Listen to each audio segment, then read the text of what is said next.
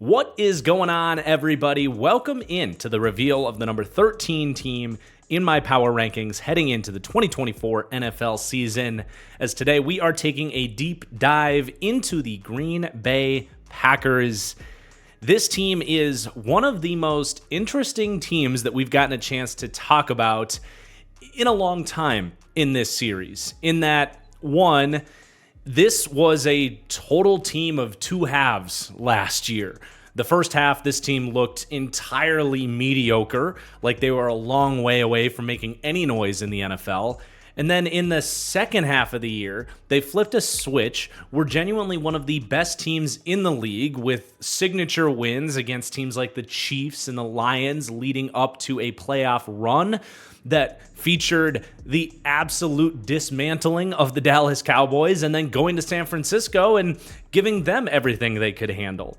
But not only were they just a tale of two halves, but this was also the youngest team in the NFL last year by far, so much so that they are still the youngest team in the NFL this year. And with that, there's just a lot of young players that I think are still showing us what they're made of, what their true colors are, and making it so there's a lot to prove still with this team, even though they finished as such a good football team down the stretch last year. And as we've seen around the league, progression isn't always a clean, pretty, steady climb. This isn't Madden. It's not a guarantee that they just go right back where they left off at the end of last season. And that's where you get them coming in with the 13th spot that I think a lot of people are going to say is too low. But I will also say, before we get into this, I think the Packers, more than any team in this series, are the team that if things go right, they should shatter this ranking of 13, maybe even to the point that this team could win the Super Bowl this year because of the amount of potential here. And that is why this is going to be such an interesting team to talk about here today. But before we dive in, if you could please take just a second to hit that like button. It really does help a lot, helps this video get more views. And this series is taking every fiber of my being to get these videos out every 2 or 3 days. So if you've been following the series and not keeping up with those likes, it really does actually help. It takes just a second. I appreciate it. Make sure you're subscribed as well. And lastly, do not go anywhere. We have an excellent interview today with Mike Renner joining us from CBS to talk a little Packers today. So an interview you are not going to want to miss. But without further ado, let's roll out the barrels and talk some Packers. Starting, as always, by taking a look at this team's offseason, where they got better, where they got worse, starting at the coaching staff. I mean, shit, they could have left this entire defensive coaching staff vacant, and it would still be an upgrade from having Joe Barry as your defensive coordinator. Instead, they turn around and hire Jeff Hafley, the head coach from Boston College. Very much to be determined, like, how good he is. It's going to be a big X factor for just how good this Packers team can be this year. But how could you not say upgraded from Joe Barry as the defensive coordinator, which will go down as one of the most embarrassing coordinator hires for any NFL organization from start to finish in a long, long time. What did they think they were getting in Joe Barry? But as far as the roster is concerned, at quarterback, staying neutral, they obviously extend Jordan Love big time, but they also spent a 7th-round pick on Michael Pratt, who in my opinion, had no business being there in the 7th round, but QB3 for this year. At running back, I went back and forth on this one, I really did, because Aaron Jones played so well for the Packers last year. He obviously heads to Minnesota, but looking back on it and seeing, okay, Aaron Jones only played about a third of this team's snaps last year, 36%. And then they turn around and give Josh Jacobs the bag.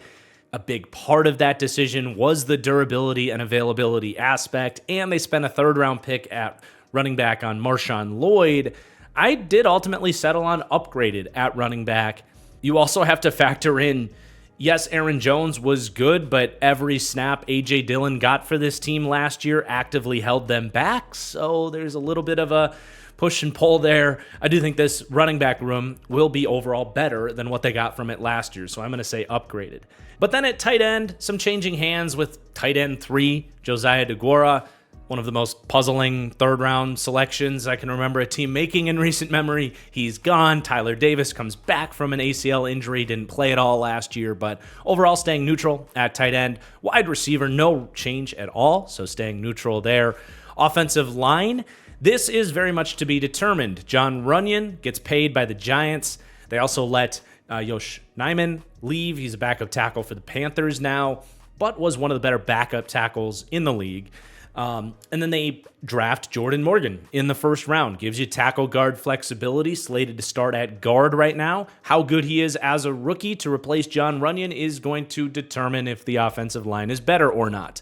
They also brought in Andre Dillard to essentially replace Yosh Nijman as a quality backup tackle, and some day 3 draft picks there to develop. So it's all going to come down to Jordan Morgan, talented first-round player that I think could be better than John Runyon, but certainly not a guarantee.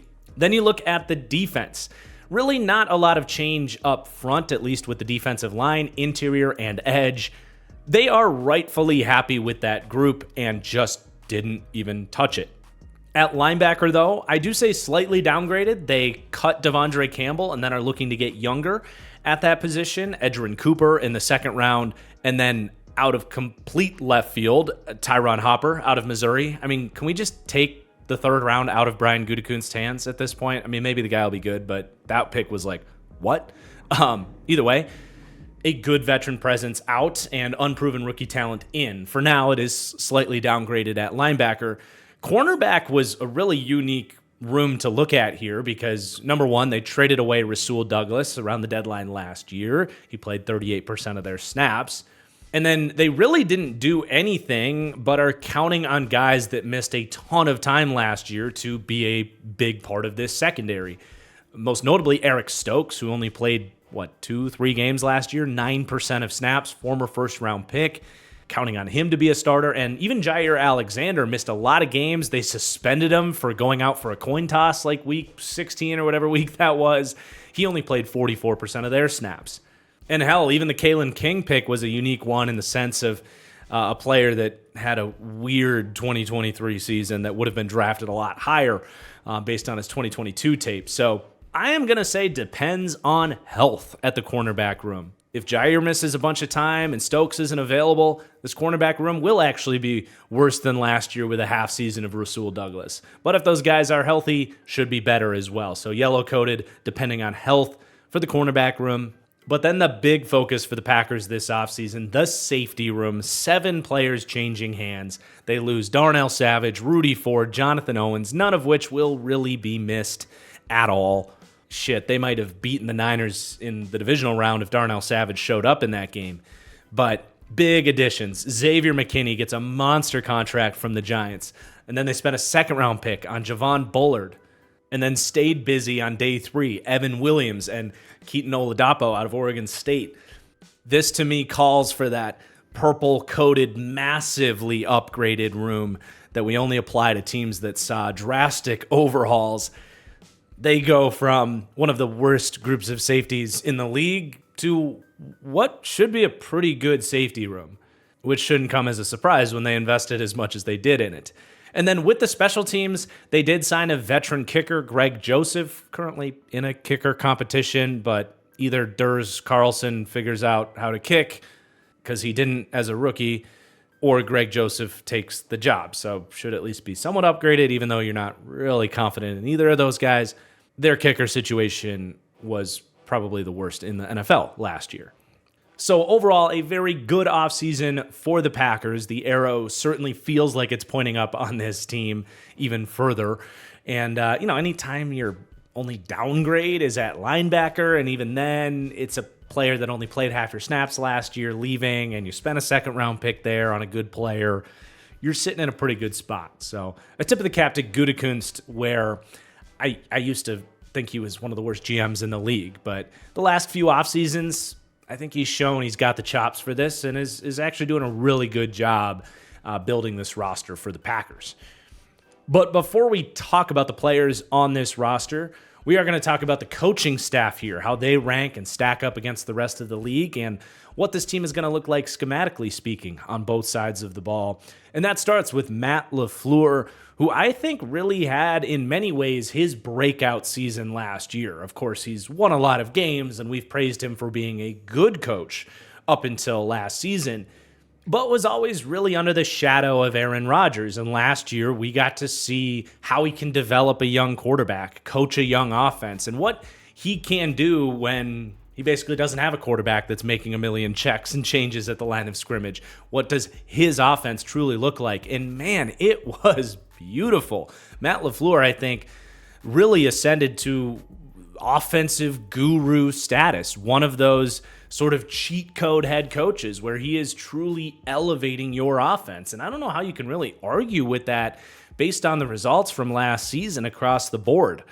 I think in terms of play design, scheming wide receivers open, it's fantastic. I think understanding tendencies, predicting coverages so that you can dial up coverage beaters and create easy looks for Jordan Love and these receivers absolutely was on tape every week last year. That's the type of stuff really that Kyle Shanahan, McVay, McDaniels, these real offensive gurus are showing around the league. Again, I think Matt LaFleur put himself into that breadth of conversation. But also in terms of game flow, when to run, when to pass, when to go to play action, when to twist the knob and pull out, kind of a trick play of sorts, whether that's getting Luke Musgrave wide open on Leak against Dallas in the playoffs, or a fake bubble screen that gets Bo Melton wide open for a touchdown against the Niners.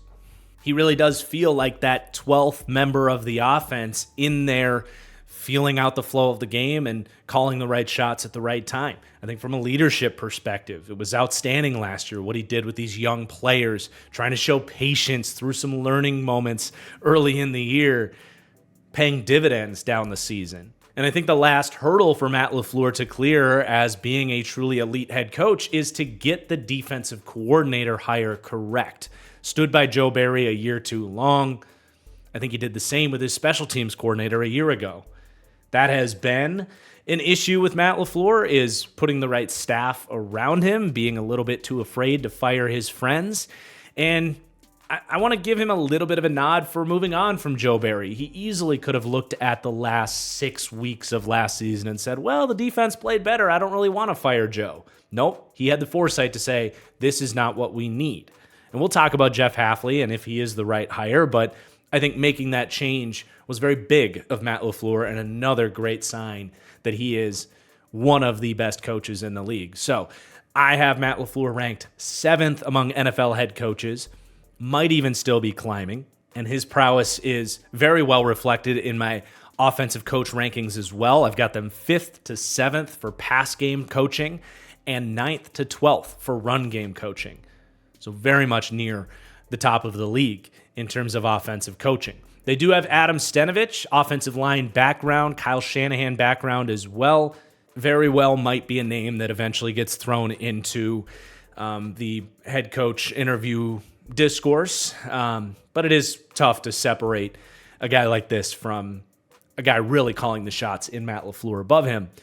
I do want to talk a little bit about what the scheme looks like here. It's a Shanahan-style offense, and anybody that's followed this series is very familiar with what that means, but if this is your first deep dive or if you're newer to football, the Shanahan offense means a heavy dose of wide zone, stretch running game with the threat of play action passes to piggyback off of that. The old saying in the NFL is marry the run and the pass, make everything look the same, put the fear of that wide zone run game into the minds of the opposing defense and their linebackers and their safeties, suck them in, and then before you know it, you've got a play action crosser dropping right over their heads. That's not all LaFleur runs, though. Very good at mixing things up and is very keen at looking at what other coaches around the league are doing and either stealing or ideas or seeing something he saw and saying, I could do that out of a different formation, make it look a little different.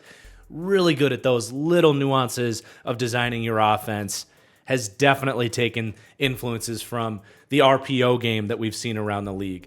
I think we'll see even more of an increase in the amount of duo and gap stuff that they're running from McVay out in LA. A lot of the empty stuff they're doing in LA under McVay, as well as a lot of the kind of pre-snap motion stuff that someone like Mike McDaniel is doing in Miami. Matt LaFleur maybe doesn't have his go-to button that you're like, ooh, Matt LaFleur came up with that. But I think he's better than any of them at taking the different influences and doing his research and kind of molding his own little Shanahan-style system here in obviously a scheme that is very difficult to defend. So he certainly has earned this level of praise, I think, especially after the effort he put forward last year as this team's head coach.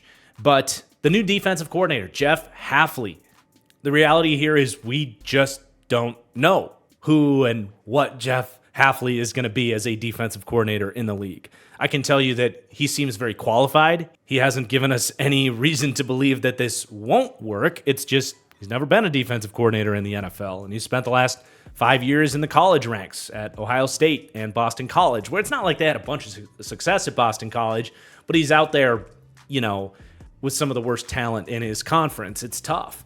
But we do have a very strong feel for what his scheme is going to look like here. They've made it very clear that they are done with this, Fangio, soft, squishy, scared, quarters-heavy defense where every 3rd and 4 you're playing 10 yards off the line of scrimmage. If you can't hear the disdain in my voice, well, open up your ears a little bit because it has been just a thorn in the Packers' side, the conservative approach to defense that they've had for so long. They said enough of that. Let's play aggressive upfield. Let's play press coverage. Let's let these defensive linemen get their hand in the dirt and get after it. But let's also do that while also having a scheme that can do a good job of preventing explosive plays. And the scheme that is doing that in the NFL right now is the Jets and the Niners and the Texans, the Robert Saleh coaching scheme, where it's a 4-2 front with actually a lot of quarters, but quarters at the right time. Unlike Joe Barry, like we said, is just calling it on 3rd and 4. No, if it's 3rd and 4, Robert Saleh, DeMeco Ryans, these guys, they'll actually run press cover 1. They'll actually blitz and draw up good blitzes, unlike Joe Barry's, sending a corner from 20 yards away that never gets home. So they are very much looking to replicate that system, a system that has given this team a lot of fits, and I think it's going to work, man. I have been screaming for the Packers to make a change to this type of system for maybe 10 years. It hasn't just been Joe Barry. It was Mike Pettin, Dom Capers. They've been a 3-4 defense for as long as I can remember, and even if 3-4 versus 4-3 is a dying discussion that doesn't really matter anymore, it's an overall philosophy change that this team, for some reason, has been afraid to make, and they're finally doing it. And by the way, I didn't mention Jeff Hafley coached under Robert Saleh in San Francisco. Saleh is Matt LaFleur's best friend, was his best man in his wedding. So Hafley is going to come highly recommended. Again, there's just really no reason to believe this won't work, but in this series, we are ranking everything at their floor, and we just don't know how good of a coordinator he's going to be. So they do come in towards the bottom for defensive coaching rankings, 29th to 32nd for pass defense coaching, 31st to 32nd for run defense coaching. They're obviously hoping that those rankings will skyrocket as this season goes on, and I would bet on that happening, but we're not giving any one team too much benefit of the doubt, and it is a question mark for this team that they are going to have to answer. But there is your Packers coaching staff. Packers fans can feel very lucky that they have someone like Matt LaFleur in charge, and very lucky for the scheme change and some reason for positivity with the defensive coordinator hire as well. But let's talk about this roster. But first, I do want to thank the sponsor for today's video, Underdog Fantasy. Football season is fastly approaching here. Training camps are underway. But I'll tell you this, you don't have to wait till mid to late August to start doing fantasy drafts and start competing for money in your fantasy drafts, because right now you can draft for best ball leagues at Underdog Fantasy. Best ball is so fun. It is all about the draft, which, let's face it, is the best part of fantasy football.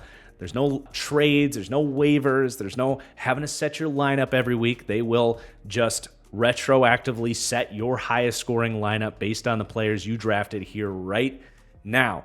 And you can do $2 leagues just for fun, just because you want to draft and practice some, kind of mock draft situations for your home leagues.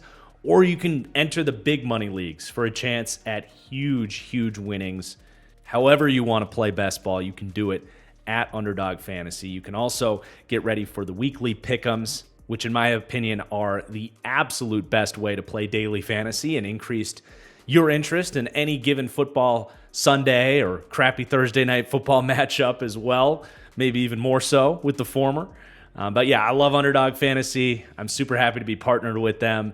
And right now, if you sign up using promo code TFG or just scan the barcode on the screen, they will give you up to a $250 match on your first deposit, and you will support my channel in a big way. Starting the roster breakdown off with my guy, Jordan Love, who did me a solid and completely vindicated my conviction on Jordan Love being a really great quarterback prospect and a good draft pick for the Packers. I went against the grain, giving that draft pick an A+. This was my QB2 in that draft class. I was so excited to see what he was going to look like in year one as a starter here. And after some hiccups in the first 6 or 7 weeks of the season, my Lord, he looked like every bit of the high upside quarterback prospect that I thought he was coming out of Utah State. And I know this isn't about me, but it does feel good, man. A lot of Jordan Love haters over the last 3 years look like complete assholes after the ass whooping he put on the NFL last year, and in historic fashion becoming the highest paid player in NFL history after 1 year as a starter. And now the question becomes was it too soon? Was that an overpay for the Packers? It's a very interesting conversation. And as big of a Jordan Love diehard truther as I am, I do think it's a legitimate question. Sample size really matters in this sport, and we just have a small sample size of Jordan Love playing like a top 5 quarterback, which is what he played like in the second half of last year. You really can't even make a strong argument otherwise. But in the first half, he was bottom 10. So I do think it's worth at least observing what happened there, what he looked like, and if that Jordan Love could come back. I do think a large part of it was he was playing with the youngest group of receivers in the NFL by a landslide. It was his first 6-7 games as a starting quarterback. And there were a lot of moments where he throws the ball to the flat and Luke Musgrave stopped on his stick route instead of running to the flat. It was young guys not making plays. It was a young offensive line trying to figure things out as they still shuffled through the David Bakhtiari injury. It was Matt LaFleur still coming into his own as a play caller without Aaron Rodgers. I think anybody that watches the tape from those first 7 or 8 games realized there was a lot of stuff working against Jordan Love in his debut, including Jordan Love at times. His accuracy in that stretch was not great. There were a lot of big high leverage throws where he was just off, whether it was putting the ball at guys' ankles or overthrowing an out route. There were also some high leverage interceptions that were ugly and memorable. I think certainly some worse than others. The Lions game, for example, was the first moment where I was like, oh man, Love might not be it. But then there's the game-ending interception against the Raiders where he's putting the ball up for his 6'5" wide receiver against a 5'9" corner, expecting him to at least break it up, let alone get intercepted on the play with the time ticking down on a big third down. He got a lot of heat for throwing an interception at the end of that Raiders game where it's it was actually, pretty calculated risk that just didn't work out for him. But needless to say, there was a version of Jordan Love last season that was just a very inconsistent, kind of meh quarterback product. But within that time, I think if you really dove into the tape, and I'm not the only one that has said this, I think a lot of the tape heads out there that have gone back and revisited that and asked this question of really how bad was Jordan Love in the first half of the year, still saw a lot of the subtle nuances, his approach to the position, his command in the huddle, his ability to respond when things weren't going well. He would usually very quickly turn around, put together a nice drive, not let it get to him, keep his head up, keep the leadership aspect of it within this offense to push through. That Saints game, he had a really bad first half, played awesome in the second half, won the game for his team, a win that they later on needed to make the playoffs late in the year. And you still saw a guy with good pocket presence, making big throws, a guy that really understands the offense, getting the ball out on time when it's necessary, but holding it and making big plays when you have to do that as well. There's still a lot of good in that first half. And I think he certainly played better than his overall production ended up being in that first half of the year. And I don't think it's a coincidence that now that we transition to second half Jordan Love, once the receivers figured it out, when the play calling improved, the run game improved, the offensive line improved, the defense improved, everything got better around Jordan Love. And really overnight, he just started playing like a borderline elite quarterback. Now, while I think it was mostly about the team around him starting to play better that led to him looking as good as he did, he himself did get better. And I think the one area that really improved was the accuracy in the second half of the season. Those overthrows on out routes, throwing the ball off his back foot, leaving it short at a guy's ankles, those took a dip, probably by 3-1 what it was in the first half of the year. And I don't know exactly why that was. I think a part of it is when the offense is just playing better, he's able to step into his throws and play with more confidence, trust the timing of the offense a little bit more than he had in the first part of the season. But it certainly, watching the games, felt like you could just trust that he was going to hit his throws more consistently than he was in the first half of the year. And I would say that is where you look at the contract and his projection and say, okay, the accuracy, where is that going to settle in? If there is even a hint of worry for me on Jordan Love, that might be it. Because that was his issue at Utah State in his incredibly small sample size leading up to last year. That had been an issue. And like I said, there were aspects of it last year where it was an issue. And really, if he wants to be an elite quarterback, which I think he can be, I think he can be in that Josh Allen, Joe Burrow tier because he played at that level from about week 9 on last year. If he wants to settle in there, I think the biggest hurdle is going to be proving that he is a consistently accurate thrower of the football. That's something Josh Allen himself had to prove out over time as an inaccurate quarterback coming in. But everything beyond that, I have the utmost confidence in Jordan Love to say that his floor is really high. They have all the right to be confident to pay him that amount of money because even if the accuracy regresses, I think you're looking at a guy that has already arguably top 10 processing and decision making in terms of comfort within the offense, low time to throw within structure, a guy that can snap his head through progressions. I mean, his ability to pick apart the blitz and, zone coverages cracked open the Minnesota Vikings defense and what Brian Flores was doing. All year, Brian Flores had his crazy, show 8 blitzing system where he was either going to rush 6 defenders or drop 8, was making quarterbacks panic and make bad decisions all year long. And Jordan Love had reached a point where the speed of the game was just not too much for him. His processing, his ability to react to information picked that defense apart. He said, you can show as many people at the line of scrimmage as you want, but you're either going to drop 8, and I know I have all day to sit in this pocket and destroy you, or I can recognize the blitz, know where my outlets are, get that ball out on time, and make you pay underneath.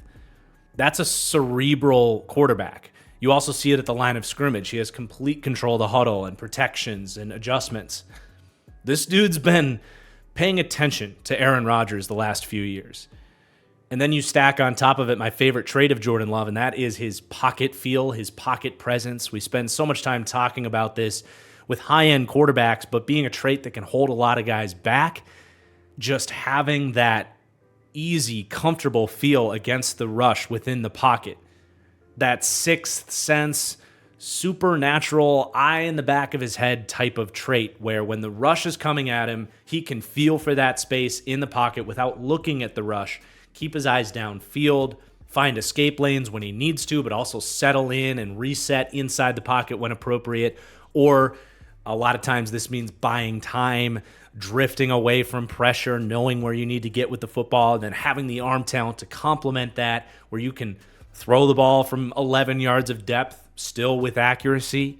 That big-time touchdown throw against the Cowboys where he checks the play at the line of scrimmage, knows it's a blitz, drifts back, and then drops a dime touchdown in Dallas in the playoffs. That type of stuff all comes together, and you're like, man, this guy's not going to just go back to being Daniel Jones.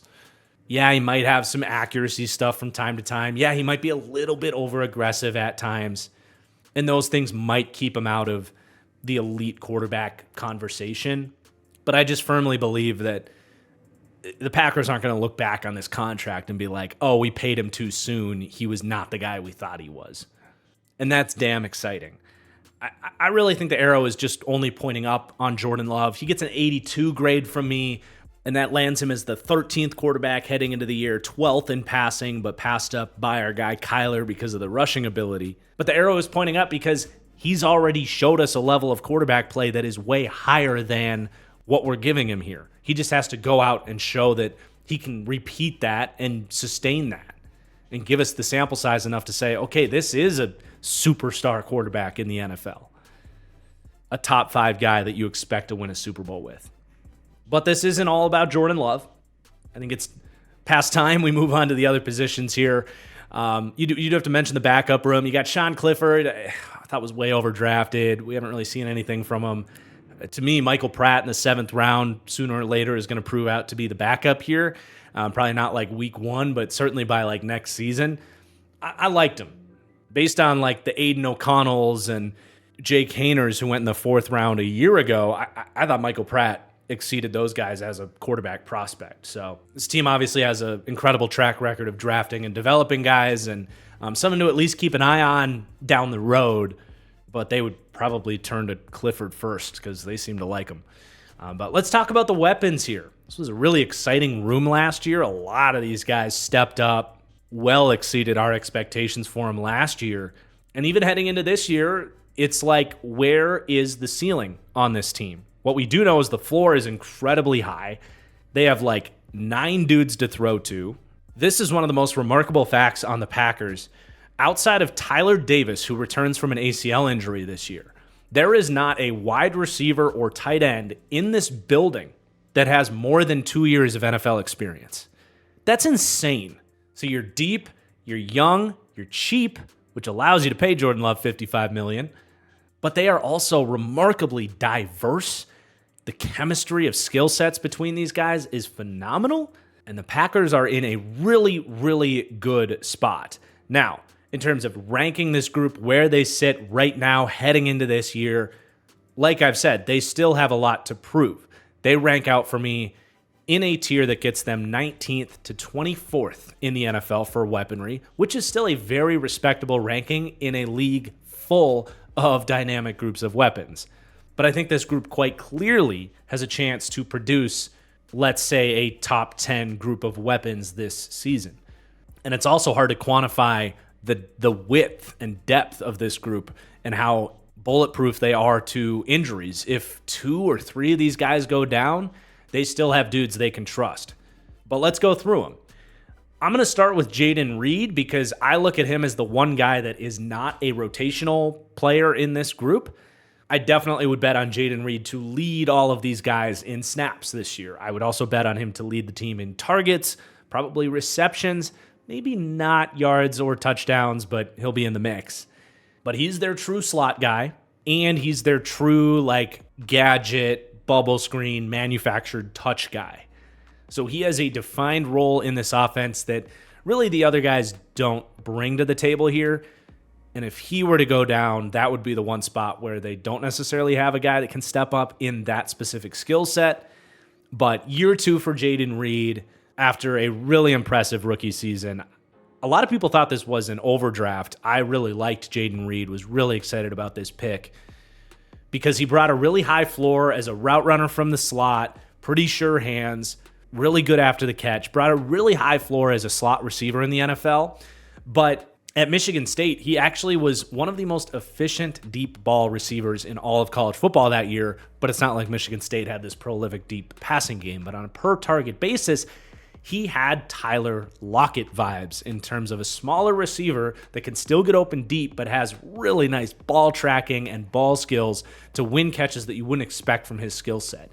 And they gave him some of those looks, and he showed off some of that skill set in his rookie season. But if they can continue to tap into that, I think you can get even more out of Jayden Reed. And I'm not going to rule out him becoming something like a Tyler Lockett level receiver for the Packers.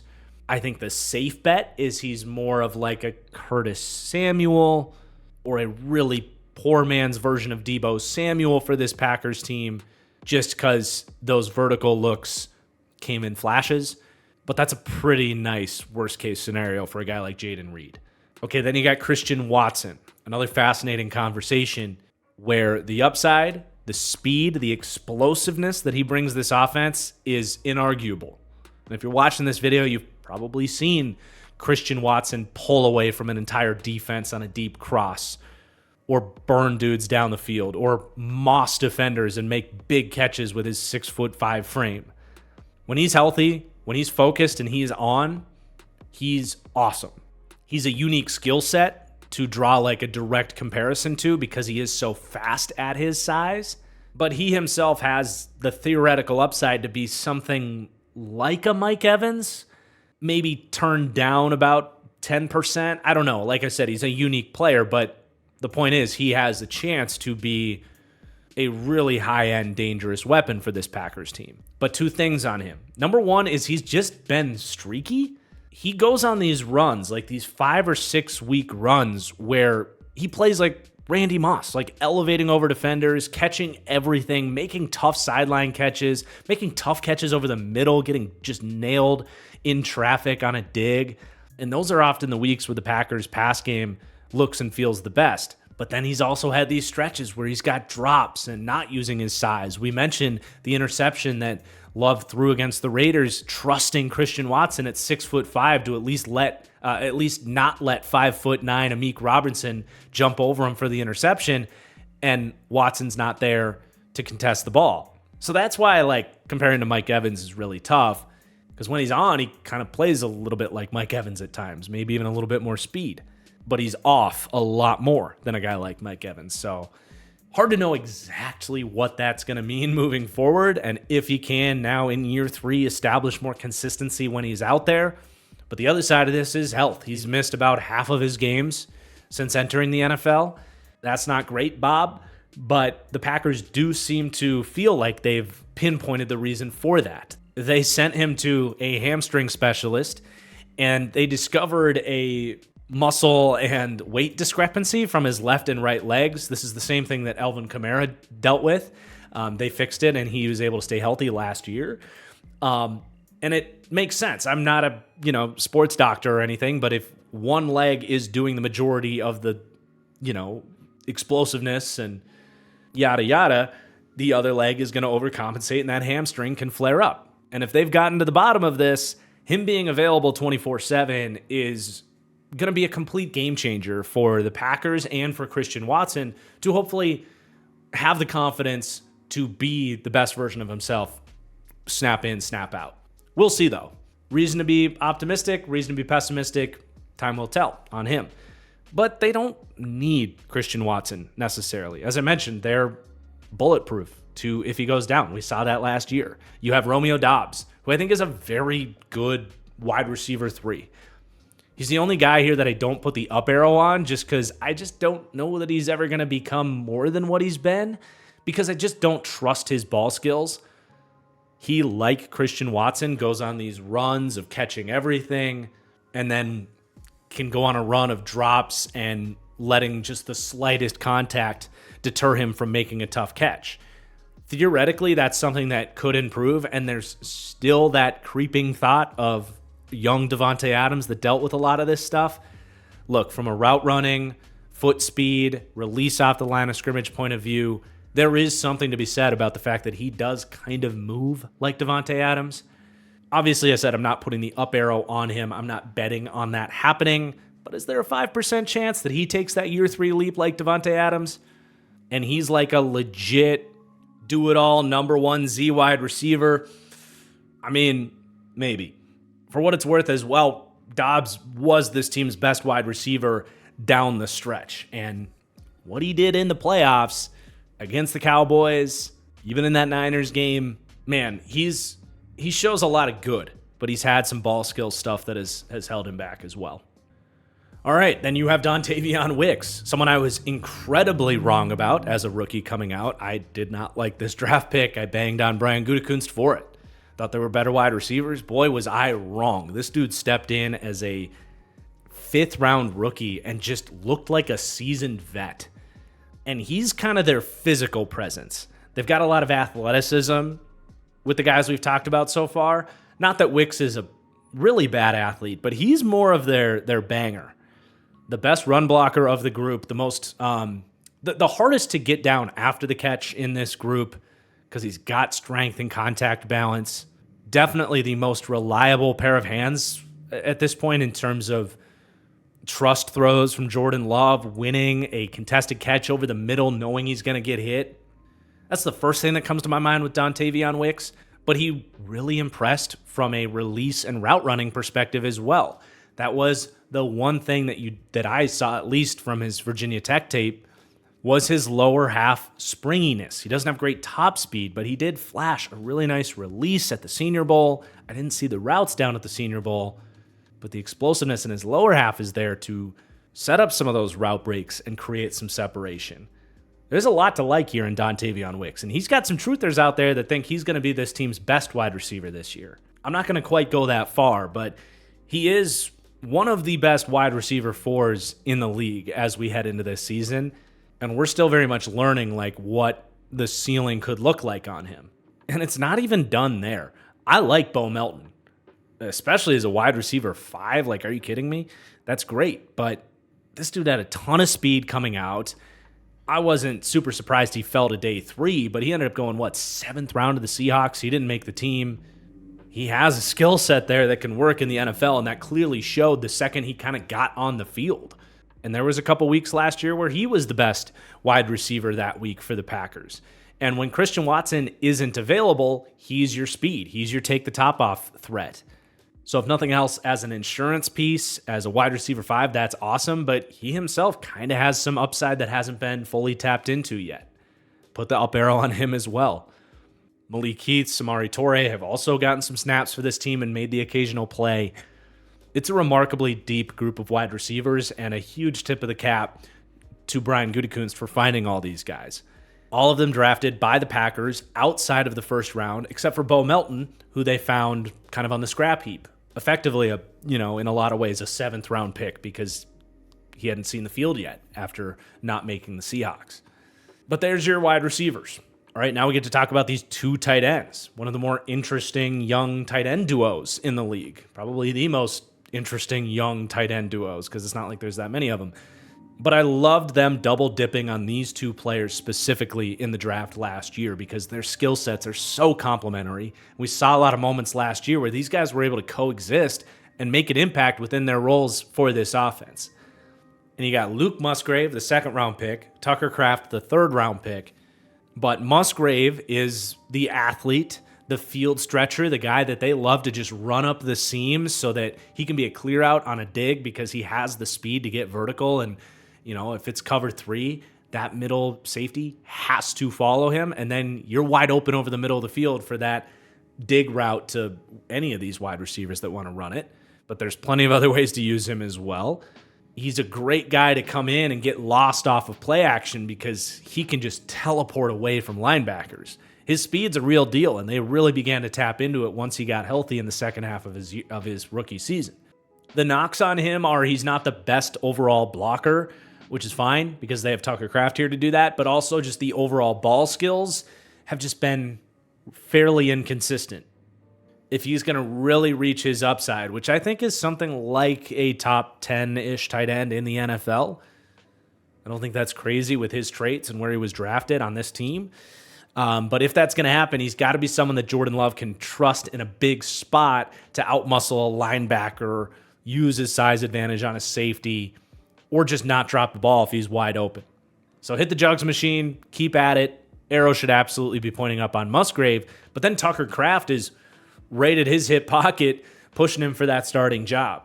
Was certainly the more complete tight end prospect coming out, and in year one, that showed. He was by far the better blocker of the two, more reliable in terms of hands, more physical after the catch, and he is definitely the more typical inline Y tight end. Reminds me a lot of some of these guys we've talked about throughout this series. Cole Kmet, Hunter Henry, those types of dudes where probably never going to be superstars, but can be reliable, necessary pieces for your offense. And I think he showed every bit of that floor already in his rookie season. I mean, man, you gotta take an exhale. Like, there's a lot to talk about with this group. There's a ton of excitement. Those are your primary weapons. But let's get through the rest of these guys and then move on to the run game a little more. Your backup tight ends are Tyler Davis and Ben Sims. Not much to really add on those guys. I think as tight end 3 and 4, it's fine.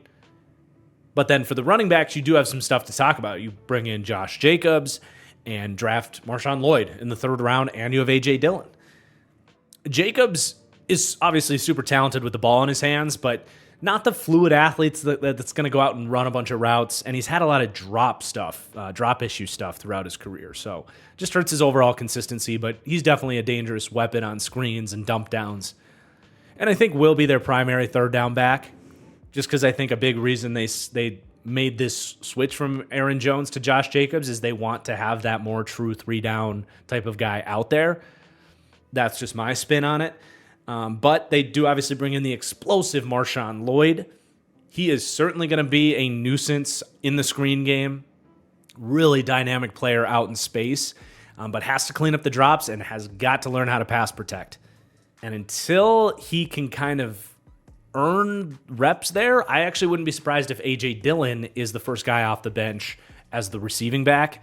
For all of the crap I've given A.J. Dillon over the years, strangely enough, for a 6 foot, 250-pound running back, he is by far at his best catching balls out of the backfield, and he's a pretty good pass protector at that size too. Something about him just feels very comfortable catching the ball on a swing pass out of the backfield, getting his head around, looking upfield, and using that size and contact balance out in space to make a guy miss. It is not what you kind of expected from him, but if he has usefulness for this team, it is probably as a 3rd down back. So I think a lot of people are just plugging in Marshawn Lloyd as the 3rd down back here. I disagree. I wouldn't be surprised if he gets the least 3rd down snaps among these 3 running backs this year. But that rounds out the conversation on a very exciting group that, in a worst case scenario, is what they were last year, a really balanced, high-floor group that with Jordan Love playing at the level he was playing at can lead to one of the more prolific passing games in the league. But if some of these guys buy into the competition aspect and start to hit their theoretical ceilings a little bit more, good luck defending this group. Gonna be fun to see where that goes. But let's transition to the run game and talk about this backfield. And as a Packers fan, I'm a Packers fan, by the way, if you didn't know that. I know it's confusing. From Minnesota, now live in Charlotte, but Packers fan. My dad raised me that way. But I'm excited for Josh Jacobs. I've been a long-time Josh Jacobs truther, and I think he's going to be really good in Green Bay. But you do have to ask what happened last year. I don't think he looked as explosive as the Josh Jacobs of 2022, where he led the league in rushing, and he was dealing with some stuff in terms of lingering issues, but also the run blocking took a huge step back for the Raiders last year. A lot of runs where Jacobs just didn't have anywhere to go. And even then, towards the end of the season, when the Raiders figured out the O-line a little bit more, they make the change to Antonio Pierce, Jacobs had his big moments. Was a huge part of that big upset against Kansas City late in the season that I'm sure a lot of people remember. But I still think if Josh Jacobs can't get at least somewhere between what he was last year and what he was in 2022, which is kind of where I'm grading him out here as an 86, still an excellent running back, but between where he was in 2022 and last year, if he can't get to this level and he is just what he was last year, this is probably going to be a disappointment in terms of a signing for the Packers.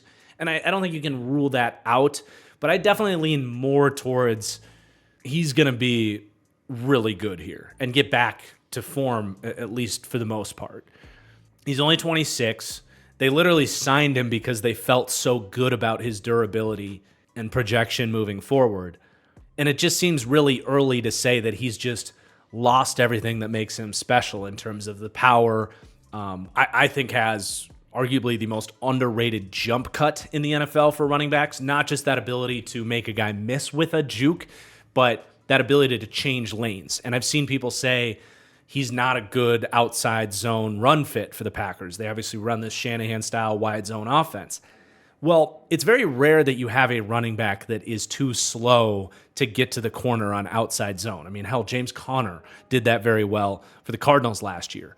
A.J. Dillon was too slow to get to the corner on outside zone. But Josh Jacobs certainly has enough speed to turn the corner and win angles on a well-blocked outside zone. But that jump cut to see those cutback lanes running that type of scheme, I think is being very underrated in terms of being a weapon for this run game. Not to mention being a guy that can just put his head down, go between the tackles, show patience on inside zone or duo, whatever you want to run, you can do that with Josh Jacobs. So, from a fantasy football angle, absolutely someone I'm targeting. I'm really not scared off by the third-round pick of Marshawn Lloyd here. I'm not scared off, like I said, of the scheme fit. The only thing I'm slightly scared of is that his tape last year was not the Josh Jacobs that he was for the first 4 years of his career. And they got to be able to rewind the clock a little bit for that guy. Not rewind the clock a lot, but a little bit. Just a year. At 26 years old, I think it's feasible. But that does bring in Marshawn Lloyd into this conversation. I think he'll get his touches, but I don't think it's going to be a lot of touches. And I wouldn't be stunned if their plan here is 2 out of 3 drives, it's Josh Jacobs, and then the next drive is going to be early down Marshawn Lloyd and third down A.J. Dillon. I know that's not necessarily what most people will predict, but that's certainly what my approach would be here. I think they signed Josh Jacobs to be a true 3-down role. And then Marshawn Lloyd can be a explosive but polarizing rushing threat, where if he happens to pick the right lane, you're in business. But his vision, his tendency to be bounce happy is abysmal, and I think will lead to a lot of frustrating moments where Matt LaFleur dials up something nice. Marshawn Lloyd doesn't trust the hole to be there, though. He bounces it outside and only gets a yard or loses 2. And Matt LaFleur is like, all right, you're out of here. A.J. Dillon, you're in. Or Josh, get back out there. But I do think within that role, Marshawn Lloyd can provide some explosive runs. That was his selling point. I mean, he's a phenomenal athlete. He's got size. He's got speed. He himself has an amazing jump cut when deployed correctly. But his vision was just so abysmal. Felt like watching a spitting image of DeAndre Swift, where you would have your really fun, explosive highlight runs, some big plays for the offense, some game-changing plays even. But then the next run, it's like he had a wide-open hole on inside zone, and he bounced it outside and lost 4 yards. I think that's incredibly frustrating for your coach. I think it's demoralizing for your offensive line. Those are essentially the equivalent of like a sack, like taking a bad sack for a quarterback, where you're putting your offense behind the chains in less advantageous situations. Those negative plays add up very quickly and can override a lot of the positives you bring to the table with this type of running style. And then you mix in, I just don't know how reliable he's going to be in a third down role with drop issues and pass protection issues. And I just don't know quite how much we see of Marshawn Lloyd. I'm thinking 5 or 6 touches a game max. And those touches will be fun. You're going to get some big plays. You're probably going to be able to put together a pretty decent highlight reel from his rookie season. But I'm pumping the brakes on this draft pick. Not to mention he's a third-round Brian Gutekunst pick. He would be defying the odds, to say the least, if he wasn't an XFL caliber player. He's got that working against him as well. But then you have A.J. Dillon, who, I feel like I kind of broke him down well, but I do want to bash on just how bad of a runner he was last year. Like, you ever have that fear of getting stuck in quicksand? That's a Packers fan every week having to watch A.J. Dillon. The worst acceleration I've ever seen for an NFL running back, and some of the worst foot speed I've ever seen for sure. And there is no point in being 250 pounds if he's moving so slow that he's not able to generate power. It's the opposite of what we've talked about with these smaller 195-pound backs where, yeah, they're small, but they can at least generate so much force through their acceleration and their speed. Whereas A.J. Dillon, it's like, yeah, he's got all the mass, but there is no force heading in that direction. It's like bringing down a tackle dummy. But you put that 250 pounds outside, and the guys trying to tackle him are, cornerbacks, and he can break some tackles and do some stuff out there. But if the Packers are smart, he's not getting really many touches of the football at all, especially now that you have Josh Jacobs to be more of that hammer in have-to-have-it goal line 3rd and 1 situations.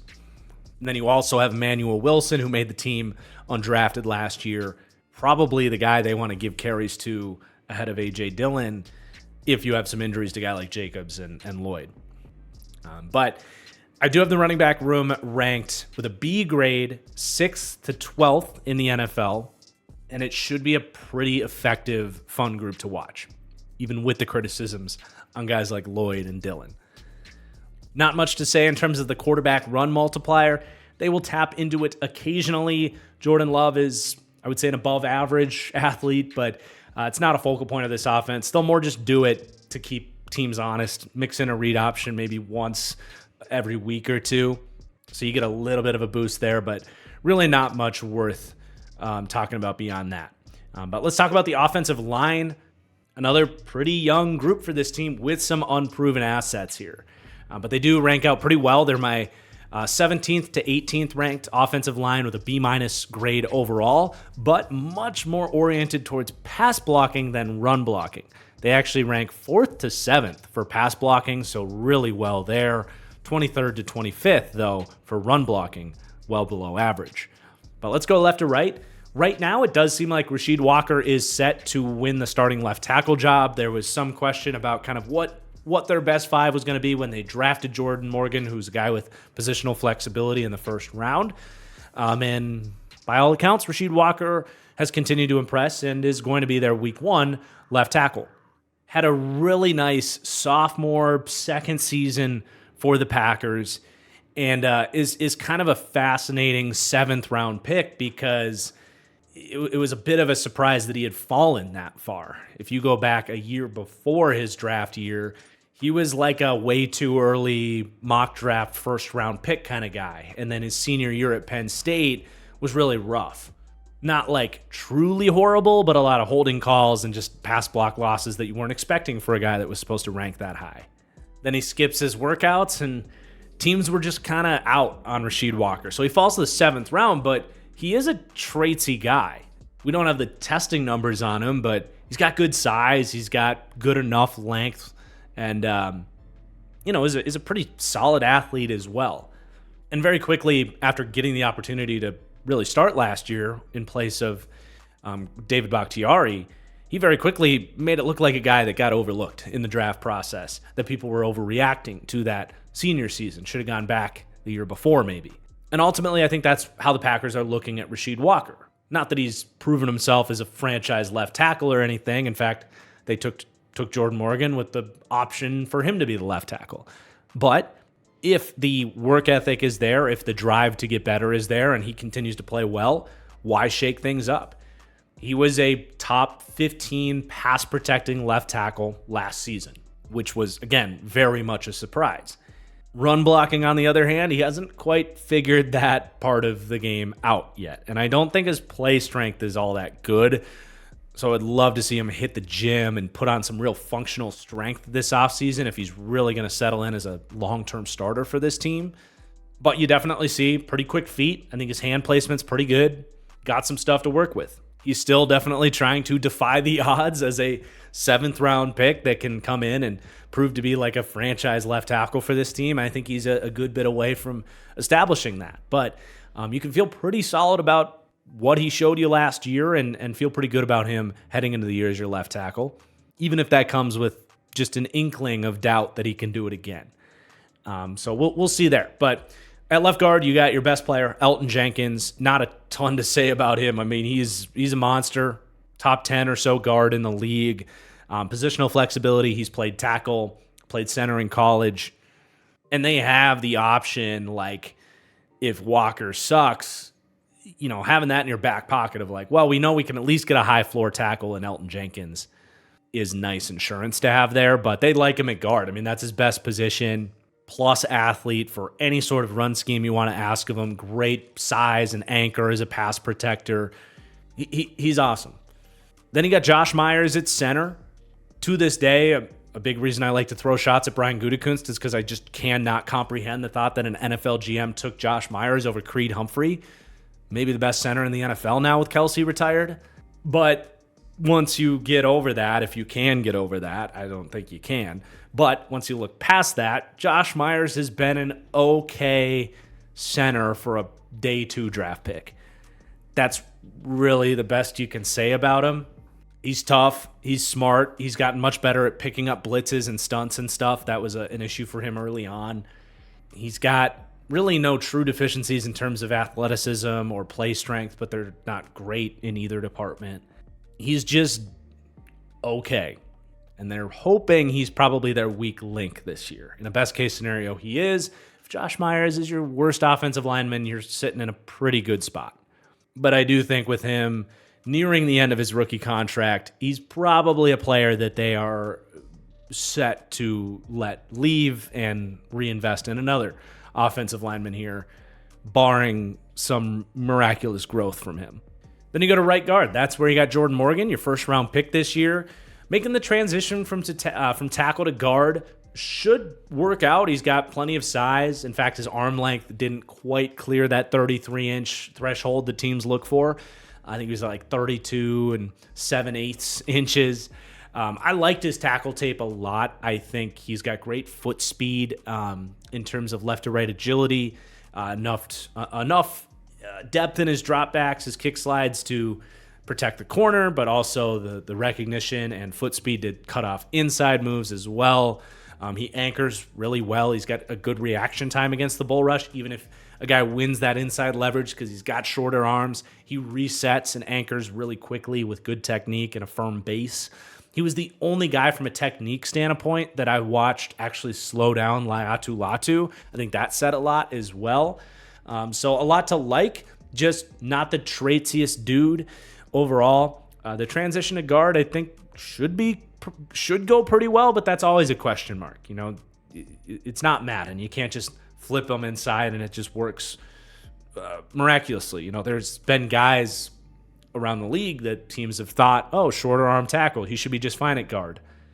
Luke Goedeke, great example. Doesn't always work. Now, I think he's got better play strength than Luke Goedeke, so the transition should work there. But if it doesn't, I think they will absolutely try him at tackle, where he's more comfortable at left tackle. And then they have different flexible options. You could take Walker and see if he's good at right tackle, or put Morgan at right tackle and put Zach Tom at guard. This entire offensive line is built like a game of Tetris in Green Bay. They love positional flexibility, and it's a reason you barely ever see bad offensive lines in Green Bay, at least for an extended period of time, because eventually they're able to move pieces around, find out where their best 5 are, and go from there. That's kind of what happened last year. But then Zach Tom at right tackle. Love me some Zach Tom. Now, it's going to be surprising, I think, that I don't have the up arrow on Zach Tom because he's been such a my guy going all the way back to pre-draft and through his time in Green Bay. He is a smaller guy, doesn't have incredible play strength, sometimes can get outmatched in terms of physical tools against the freakiest edge rushers in the league. I just don't know how much better he's going to get than where he is right now, where he's like a borderline top 10 right tackle in the NFL, which is pretty damn good. But I do think his deficiencies are his deficiencies, and at some point that's probably going to stop in terms of growth, and I think that's probably about now. I mean, he's super smart, super athletic, and incredibly technically polished. He was always technically polished coming out of Wake Forest. So I think he's a really good player, someone that this team should happily pay 18, 20, $21 million, something in that department sometime soon, a franchise right tackle. And maybe he gets a little bit better. Maybe he can enter that stud tier, for example. As you look at my rankings, he's in the green right now. But I don't know how much further past that he would go. And I think the gains he took as a run blocker last year were really good to see. He knew he could pass protect. Some of the cleanest technique you'll ever see for a college prospect. But for a guy that is undersized, he's put on a little bit of weight and has been able to move people in the run game a little bit more and just understood the run game at a really high level. So love to see that. And that rounds out your starting five. Again, a very, very solid group. I think because of the flexibility, their floor is extremely high. But there are a couple backups to talk about here. And while I think this is the starting five, I would say there is one scenario that I think is somewhat likely is Rasheed Walker just takes a step back. Not saying I predict it, but he's probably the biggest wild card in this group, being a 7th round pick.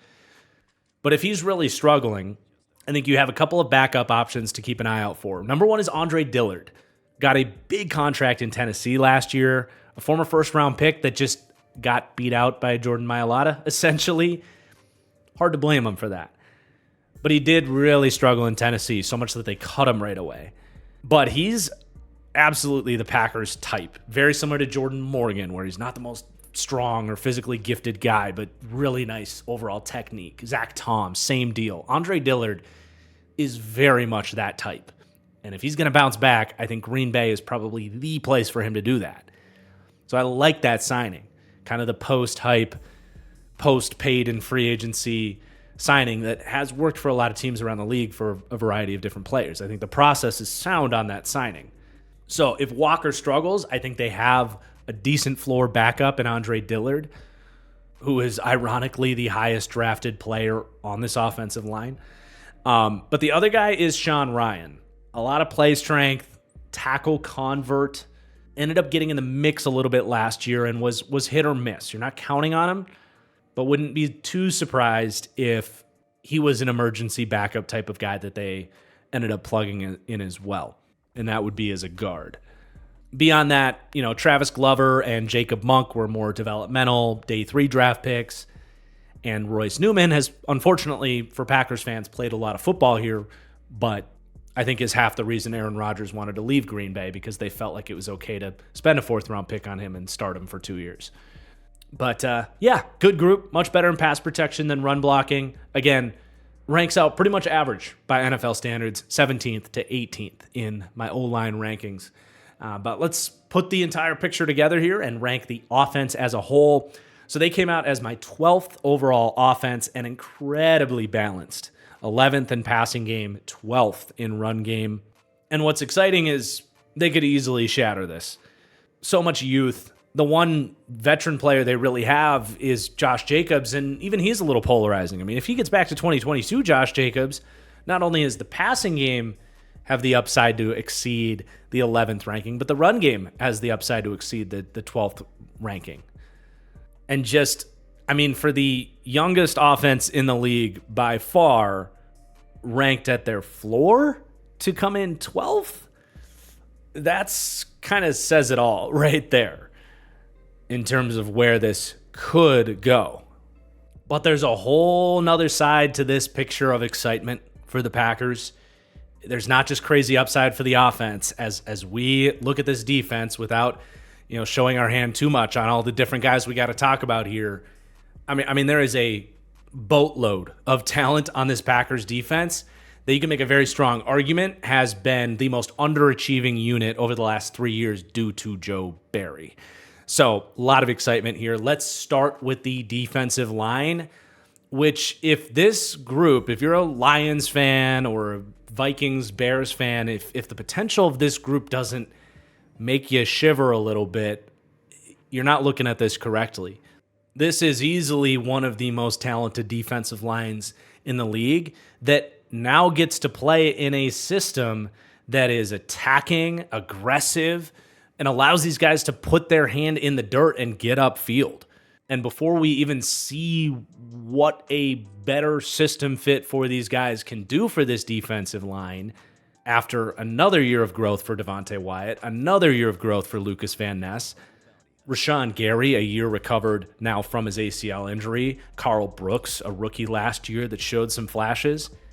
Before we even see what the upside of this group could look like, ranked at their floor, the Packers come in as my 7th to 8th overall defensive line with a B+ grade, 4th to 8th in pass rush, a borderline top 5 pass rush, and much lower in terms of run defense, where they are kind of in that mid-cluster 16th to 23rd with a C+ grade for D-line run defense. But let's get through this group, man. Rashawn Gary is your number 1, and I fought myself on not putting the up arrow on Rashawn Gary. He's a huge my guy, one of my favorite players in the league. I was pounding the table for him pre-draft. He got a lot of hate because he doesn't really use a variety of finesse moves. He's a power rusher, and a lot of football fans just prefer the Brian Burnses of the world that are going to just spin around you and win with speed and bend all the time.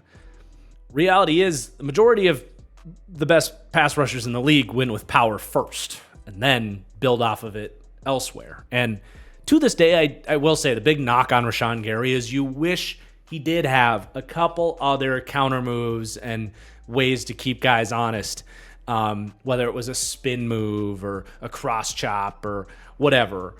You wish he had a little bit more finesse to his game. And I think if he did, you would be talking about an elite number 1 edge rusher here. But I still say he is a superstar number 1 edge rusher. I put him in that tier that kind of starts for me with like Josh Allen, Aiden Hutchinson, Montez Sweat, maybe Daniil Hunter, a tier of the non-elite guys that are still absolutely number 1 edge rushers, that if they're your best guy, you're more than happy with it, and a lot of teams would love to have that guy as their number 1 dude. So even if a lack of finesse has held him back from being quite that elite dude, his raw speed to power, his effort, his motor, and having just enough in terms of swipes and just running the corner, winning in a few other ways than just the bull rush, have still made him one of the more productive pass rushers in the NFL, basically since they named him a starter and got rid of Zadarius Smith. It's funny when people hold the first 2 years of his career against him as if he wasn't where Lucas Van Ness is now as a rotational player, as they drafted him to be that guy. But since he's been named the starter, pressure rate, pass rush win percentage has been easily top 10, closer to top 5 over the last 3 years. And I battled with myself to put the up arrow on him because I mentioned the scheme fit. I think Rashawn Gary from a 2-point stance is just stupid. If you've got a guy that is at his best a bull rusher, let him get in a 3-point stance, rush wide 9, and unload on dudes. Playing in a 2-4 defense where he's got to play stand up and play contain, drop into coverage sometimes, it's like, what are we doing? Unleash this dude. So you got the scheme change and a year recovered from the ACL. There's a world where Rashawn Gary can take that step forward. We'll see. I wanted to counter my own potential biases on Rashawn Gary and not put the up arrow on him, but there is a world where he takes that leap into that elite tier, has a defensive player type of season, because he hasn't been that far off of it to this point. I also got to give him credit. He's gotten much better as a run defender over the last couple of years. Early on in his career, he would get way too aggressive to shoot gaps, lose contain, not hold the edge. He was much better at that last year. It was clearly a focus from this Packers staff to work with Gary on that, and he did that. So love to see him and improve his games between the margins where he can. So it's a great starting point with him. And then instead of going edge, then interior, I want to work through the pecking order of things here instead. And Kenny Clark is this team's number 2, and that's a very nice spot for him to be. I think he's right around a top 10 interior pass rusher in the league.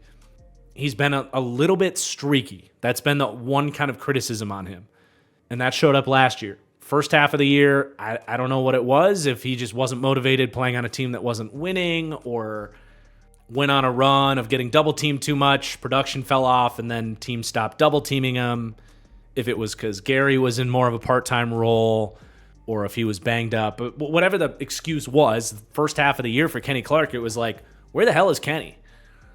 High-paid, talented player, just wasn't an impact. And then the second half happened, right around the time the Packers started winning. It's like, oh yeah, that's that dude. So that's the one knock on Kenny Clark. The other thing is his PFF run defense grades have been much worse than you would expect for a guy that has all this size and is applauded for his run defense. He is absolutely a guy that was hampered by Joe Barry's defense that, without getting too far into it, their run fits and putting guys in disadvantageous situations was hard to watch. And Kenny Clark had a tough ask against the run, and he still made a hell of a lot of plays as a run defender. But there are plays where he's just outmatched, getting smashed downfield from double teams without a lot of help around him. So that does lead to some of those lower grades, but there's some context behind that. Overall, though, he settles in nice as the number 2 here. He would be a lot of teams' best overall defensive lineman, and they get the luxury of him being their second best. And they just locked him up for an extension. He's not going anywhere. Next up, we bounce back outside. Preston Smith. There's not a lot to say on Preston Smith. He is my go-to archetype for the baseline number 2 edge rusher. He's kind of like the Andy Dalton line for your second edge, if that makes sense. You're happy you have him. Good 3-down player, defends the run, can get you 45, 50 pressures, anywhere from 8 to 12 sacks in a given season. Nice, useful player. He has been worth every penny they've paid him for this role, but because they're on the Andy Dalton line, they looked at the draft, had a talented Lucas Van Ness with more upside fall to them, and they picked him to hopefully replace Preston Smith in time. And that's a good transition to talk about Lucas Van Ness, though you do have one other player better than him in Devonte Wyatt. We'll go backwards there. But I think it makes sense to talk about Lucas Van Ness in a potential breakout situation here. Super similar to a young Rashawn Gary, was brought in as more of a raw, underproductive Big Ten freak and brought in as the number 3 edge. Year 1 just didn't play a whole lot. I think we did see the flashes when he got out there. His physical traits are insane. His length, his speed, his get off, his effort, his power is all there. Very similar as a prospect to Rashawn Gary. It makes total sense why they picked him. And you're putting him in a spot where he has to earn these reps and eventually push a very talented Preston Smith off the field more in favor of Lucas Van Ness. It's weird how many people are saying this was a bad draft pick or that he's bad already and not considering the context of what the plan was on Lucas Van Ness. It's like, did you literally not see what they did with Rashawn Gary? So that's the upside on this guy. That's what they're hoping for, and there's every reason to believe that he can take that jump. For context, Rashawn Gary in his rookie season played 256 snaps, 16 pressures, 3 sacks. 2020, his second year, almost exactly double that snap count, up to 530 snaps, 46 pressures, 9 sacks. So Lucas Van Ness, who played 440 snaps last year, 78 of which came in the playoffs, he had 22 pressures and 6 sacks, which is about the same efficiency that Gary had in his rookie season when he played. So the pathway's there, and I mean, if they get a 50 pressure, 8 sack player and Lucas Van Ness as the third edge, okay, that's a legit number 2 edge rusher that happens to be the 5th best defensive lineman in this group, because we haven't even talked about Devonte Wyatt yet, another former first-round pick who took a leap in year 2 after barely playing in his rookie season. Sound familiar? So we're now on year 3 of this trajectory. I think we're going to get one of the prime years of Devonte Wyatt, who was really explosive and hyper-efficient last year. And he even got a little better as a run defender later in the season, which was never his selling point coming out of Georgia. But he is a hyper athlete with finesse and power. There is a lot to like. I actually think he could have something similar to what we talked about with Ed Oliver in our Bills deep dive. He's not the best run defender, but he can get off blocks and make some plays. And he's this hyper athlete, a little bit undersized as a 3-tech rusher. The difference is we broke down Ed Oliver as the best player on the Bills defensive line. Here, he's just an afterthought next to all these other dudes. I mean, this is kind of an embarrassment of riches. And that's before you talk about the depth here that's got some really nice young pieces that have been good picks on day 3. I mean, you got Kingsley and Agbury as we bounce back out to the edge. Another guy that people thought was going to go a lot higher in the draft. They pick him up in the 5th round, and he's been a really good backup edge. Defends the run with great length, great effort. He's an okay pass rusher for a 4th piece. He's been a really nice find for them.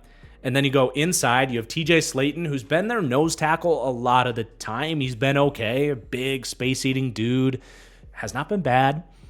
He'll play a role in short yardage situations and a rotational run defender for early downs. And then Carl Brooks, looking like an absolute find from Gutekunst last year. Another one of these guys that had kind of a unique draft profile, played edge at 295 pounds at Bowling Green.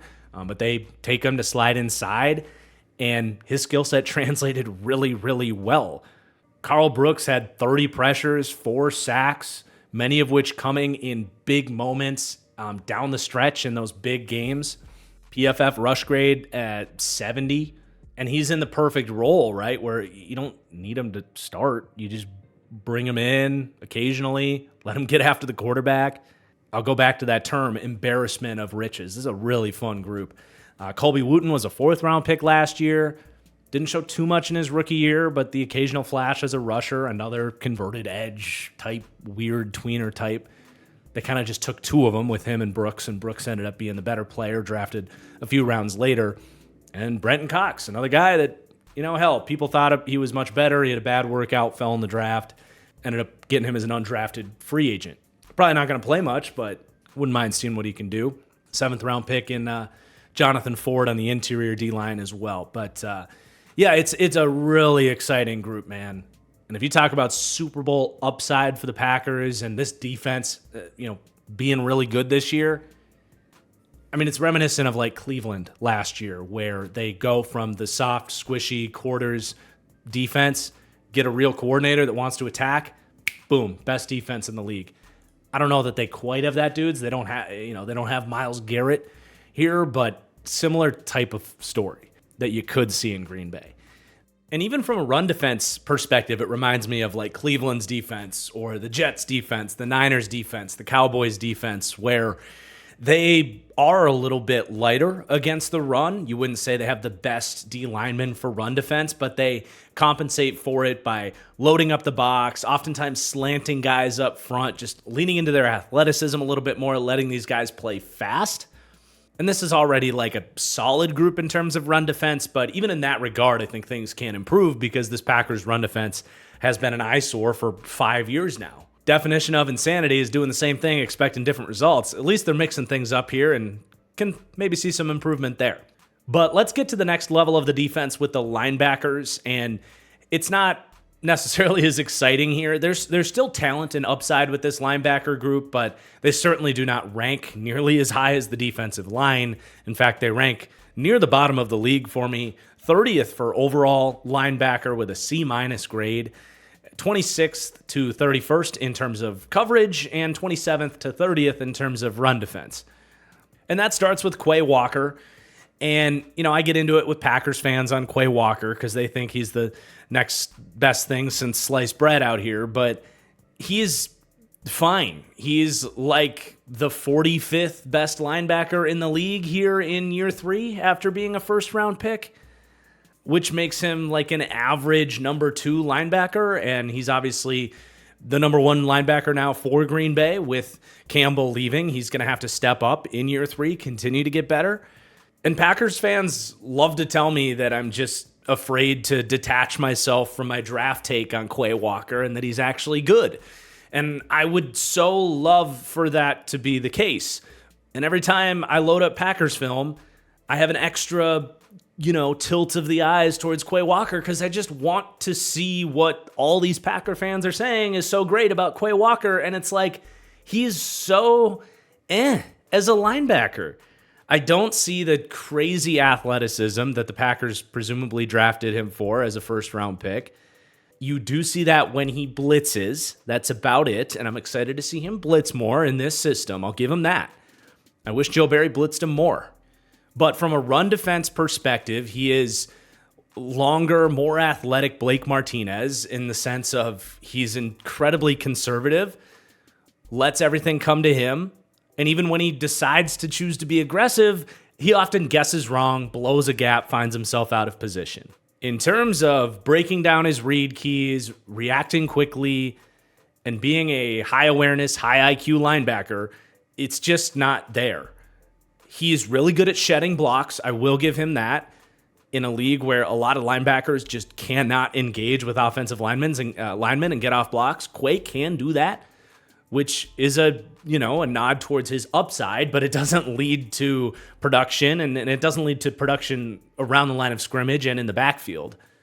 He was 32nd in the NFL in PFF run stops, despite playing anywhere from 100 to 300 more snaps than most of the people in his ballpark for that metric, and the tape shows that as well.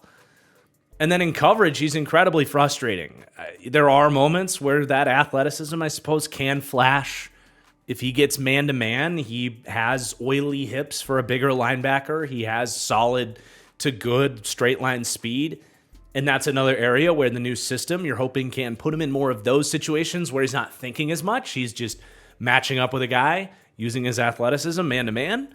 But you put him in a zone drop, and he has no idea what he's looking for. He is entirely textbook in the worst of ways. He's very easy to manipulate via play action. Yeah, he doesn't overcommit against the run, which is fine, I guess, but there's no looking around to see where offenses are looking to attack him from. He does not navigate his way in front of passing lanes. He's just going to drop to his spot, stand there, look at the quarterback, and wait till the ball is thrown. It's like, dude, do something out there. And that was all on his tape at Georgia. Hell, that's why I didn't like the draft pick. Georgia took him off the field on passing downs because he wasn't good at that. He was an early down linebacker for the most talented defense in college football in the last 10 years. I thought he was a solid third-round prospect, and I would say he's every bit played up to that pedigree. A bad first year, okay in year two, and now you're hoping year three you can get a good starter out of this guy. And that's what you are looking for in, maybe an Edrin Cooper in the middle of the second round, or what countless teams have looked for in third-round linebackers that take about 2 years to get there. And Packers fans love to come at me like, you were so wrong about the Quay Walker pick. Take it back. You need to give up on your draft takes and admit he's so great. And I'm like, well, first off, show me the film that he's great. And also tell me what I said about that draft pick that's proved to be wrong. I said there were other linebackers in that draft better than him. Devin Lloyd, Leo Chenal specifically. They've been better than him. I said he'll probably turn into a pretty good player eventually. I literally said that. But that by the time he's good, you're going to have to pay him. And you might as well have just signed a free agent for $12, $13 million.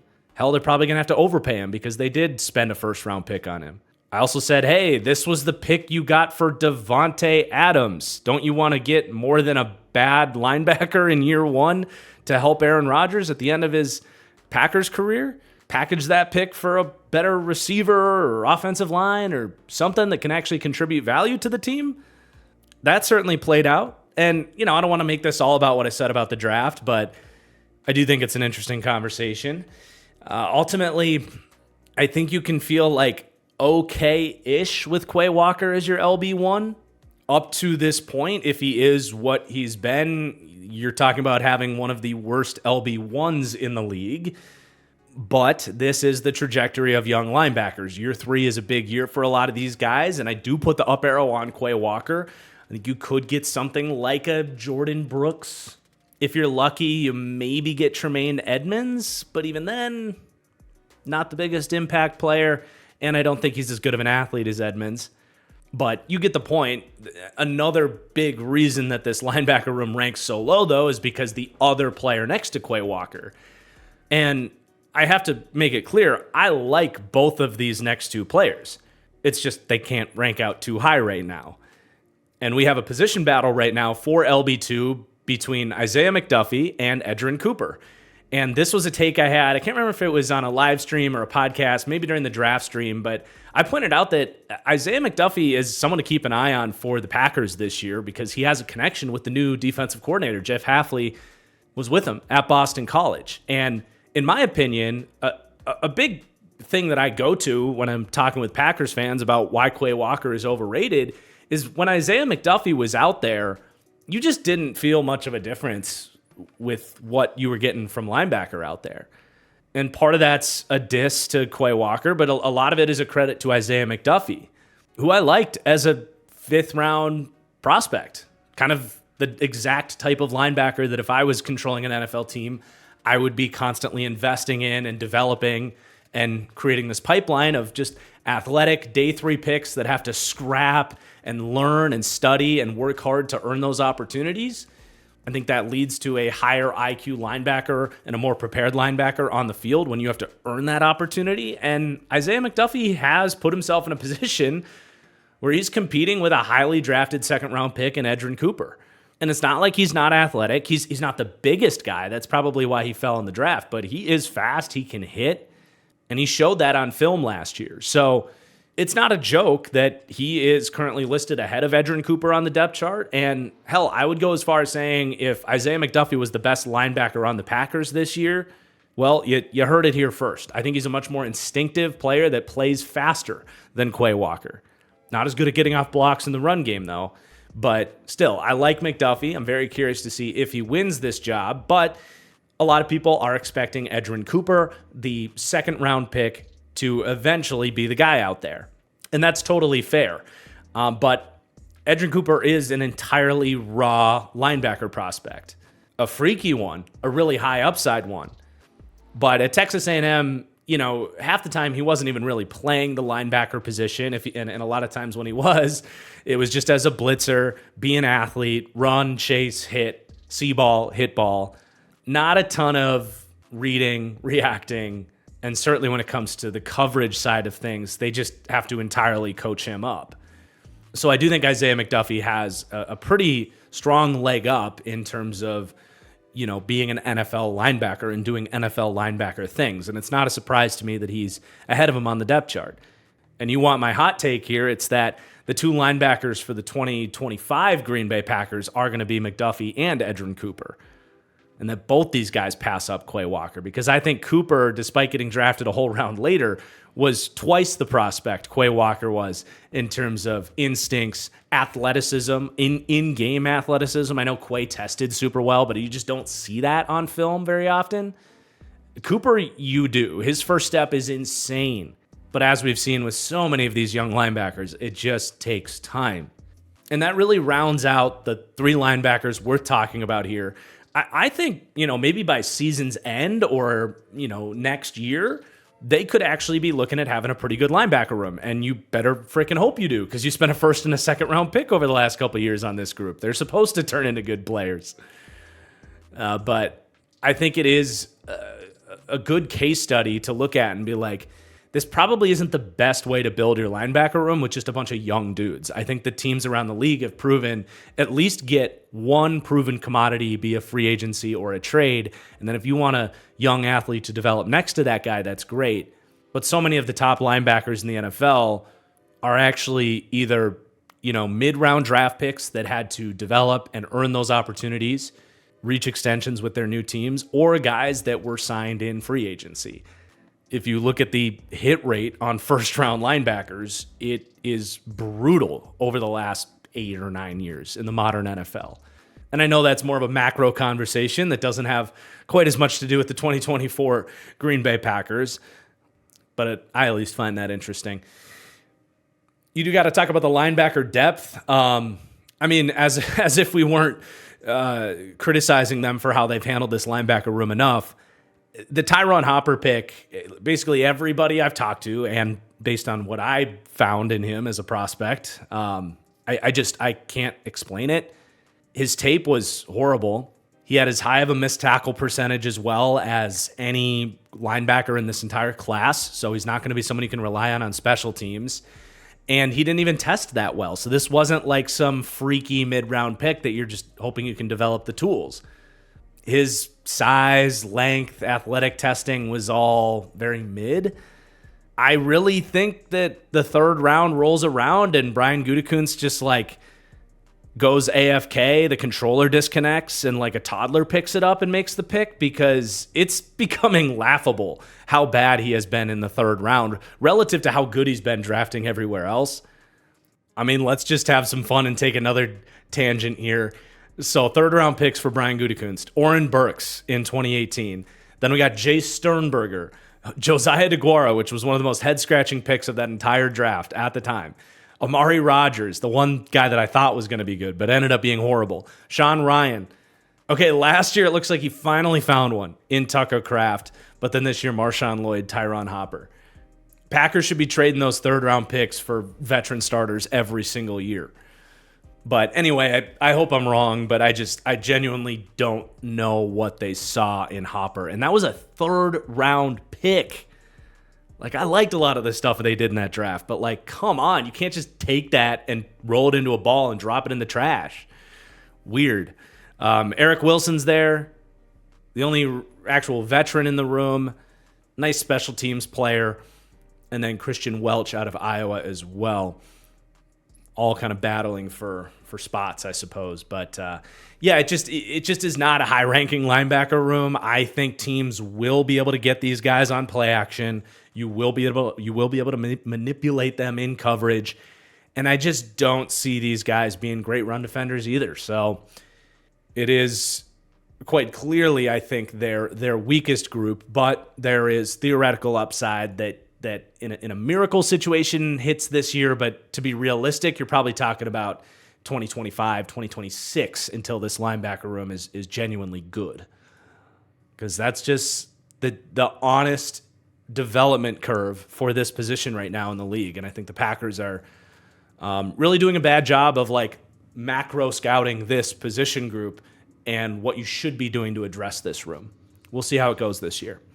And the micro scouting with a guy like Hopper, I think you got a question as well. And having a first round grade on Quay Walker, like I don't even know if they know what they're looking for in this position group. Hopefully that changes with Edgerrin Cooper.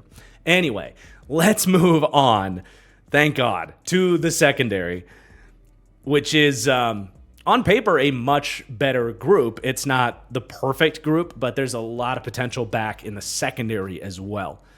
The Packers, for me, get a B- grade in coverage, which is in that big middle cluster that gets them 10th to 18th, which is basically a bunch of secondaries that have 2 or 3 pretty good pieces and then some pretty major question marks as well. Makes sense why the Packers fall in there. And one of those awesome pieces is Jair Alexander. I just want to say credit to LaFleur and I suppose Gutekunst and all the people involved that just were adults and had a conversation about Jair and his behavior in the locker room and his future with the team, and went from a situation that, so I got to rewind a second. He took the liberty of going out as a captain to do the coin toss when he wasn't a team captain. And he ended up almost costing the Packers a possession because he was messing around with how he was talking to the ref and all this stuff.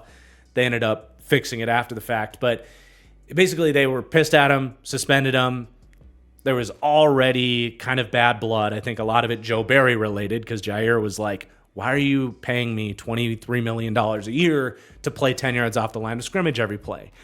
And there was a spot in the season around that suspension where it was like, man, the Packers might trade off Jair Alexander. Didn't feel like a player that was getting traded or would have been traded at the peak of his trade value. And there was a fear in me that the Packers were going to send off Jair Alexander for a third-round pick that then Gutekunst would wipe his ass with. But no, they sat down. They suspended him. They were harsh on him, but they sat him down. And all seems good now. And I think clearly all seems good because they didn't really touch this cornerback room. And if Jair wasn't here, they would have had to touch this cornerback room. So I think there is really good energy related to Jair and the Packers this year, getting to play more man coverage, utilizing not just Jair, but all these corners as actual corners where they will play more press coverage, play more man coverage, ask these guys to actually cover receivers and not 10 yards of space. And when Jair is out there healthy, he is a top 3 corner in the NFL, in my opinion. He just hasn't been able to really put that on full display for the course of a season because of the system he's been in and some of the injury stuff. He has missed a lot of time. Season ender in 2021 was awesome in 2022, and then last year was just a little bit all over the place. But at 27 years old, in the middle of his expensive contract, where he was paid as the top corner in the NFL, I think there is plenty of reason to be excited about what he can do for the Packers this year. Then you have Eric Stokes, former first-round pick, that heading into year 4 is still quite the unknown for the Packers. He's just missed so much time. His rookie season, though, was pretty solid, certainly above average for a rookie corner, slightly above average for a first-round rookie corner. Inconsistent tape, but, had his matchups where you could see the speed, the length, the physicality, all there. But he just hasn't been around for the Packers. But again, I think you look at their offseason and they had opportunities to show us that they were worried about Eric Stokes getting back on the field by drafting a corner, signing a corner, and they didn't go in that direction. All indications are they are very optimistic that he's going to be able to kind of finally hit the ground running and show some of that first-round potential. Now, I still think he's a flawed overall player. I think he's pretty stiff. He's a straight-line linear guy. And I think his zone IQ has always been very poor, which was always so weird with him in a Joe Barry system. It just was never a fit for him. He has always been a guy that you project as a bump and run press man corner. So another player on this roster that should theoretically benefit from the scheme change. But it does ultimately come down to health for him. And if he can stay healthy, I think he can still be a really good number 2 corner for the Packers. Reminds me a lot of Trey Waynes, who was just that in the NFL. But if Stokes goes down, they do have Carrington Valentine, another one of these 7th round picks that is looking like a diamond in the rough from Gutekunst. And this was another guy I loved in the draft as like a 3rd or a 4th round flyer on an SEC corner, a young corner with length and speed and traits, a guy that flew around and played physical, played fast. He just didn't always know what he was doing, and his technique was very just raw and inconsistent. But it was weird to me that he fell to the 7th round because every year you get a run of these types of guys, the true juniors that declare a little early, that test well, that didn't have the best tape in the SEC, but they almost always seem to go 3rd, 4th round. For whatever reason, Carrington Valentine just slipped through the cracks, goes 7th round. I don't know if it's because he played at Kentucky or what the reasoning was, but he was legitimately solid in his rookie season as a 7th round corner. Shattered expectations for a 7th round corner. And because the traits are there, I think it's fair for them to look at him as a potential starter in this offense. I think he can be a potential number 2. I don't think he's even that different from Eric Stokes at this point in terms of potential and projection. Both guys are lengthy, speedy SEC corners that underproduced. Stokes just happened to run a 4.3 and played at Georgia. But both guys are sloppy in their technique, don't have great zone feel, but should be pretty good in more of a bump and run style defense here. So I like having him, and the odds would probably even tell you that Stokes just won't be able to stay healthy, and you'll be putting Valentine out there. I think between the two of them, you're going to walk away with pretty solid number 2 cornerback play. The real question for me is going to be the slot corner with Keyshawn Nixon. he is someone that I just don't know should be starting, especially in this defense where it yes, it's going to be a lot more man coverage, where I think most of Nixon's good plays were in zone, reading the quarterback's eyes. He's got playmaking instincts. He's an incredible return man for the special teams. And it's not like he'll never play zone coverage, but it's going to be a lot less of it and more man, where he's going to be, I think, more of a liability. But beyond the coverage aspect, all of these systems have placed a premium on those nasty, scrappy slot corners. Guys that can step into the box, function a lot of the times as a weak side linebacker. Just think back to K'Wan Williams doing that for the Niners. I think they lean on that role to be a function of the run defense, and I don't see that dude in Keyshawn Nixon. Tackling consistency is abysmal, hasn't shown too much as a blitzer or just instincts around the line of scrimmage at all. So I just don't know that he's going to be the guy that they want long-term there. In fact, I almost certainly know that he's not. And at this point in time, it does seem like they're going to play him from the slot.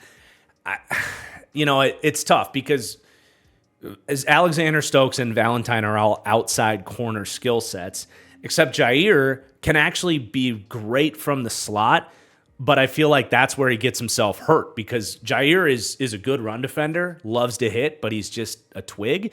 But I think that's where he gets himself hurt a lot of times, is throwing his head into the mud. And I don't think they want Jair in that role because they know he's probably not going to hold up. So that is an aspect of this defense where I do wish they could go out and find some more legitimate slot corner options for them. But let's round out the cornerback room. You got Corey Ballantyne. He played all right in an off-zone type of defense, a veteran at this point. Not sure how well he's going to play in the new system. But then they draft Kalen King in the 7th round. He's fascinating. Renner talks about him in the interviews, so I will tease that for you guys. But he's got more theoretical upside than most 7th-round picks do for some unique reasons. And then Robert Rochelle, interesting little pickup from the Rams. Mid-round pick that just hasn't played a lot, but he has some athleticism to work with.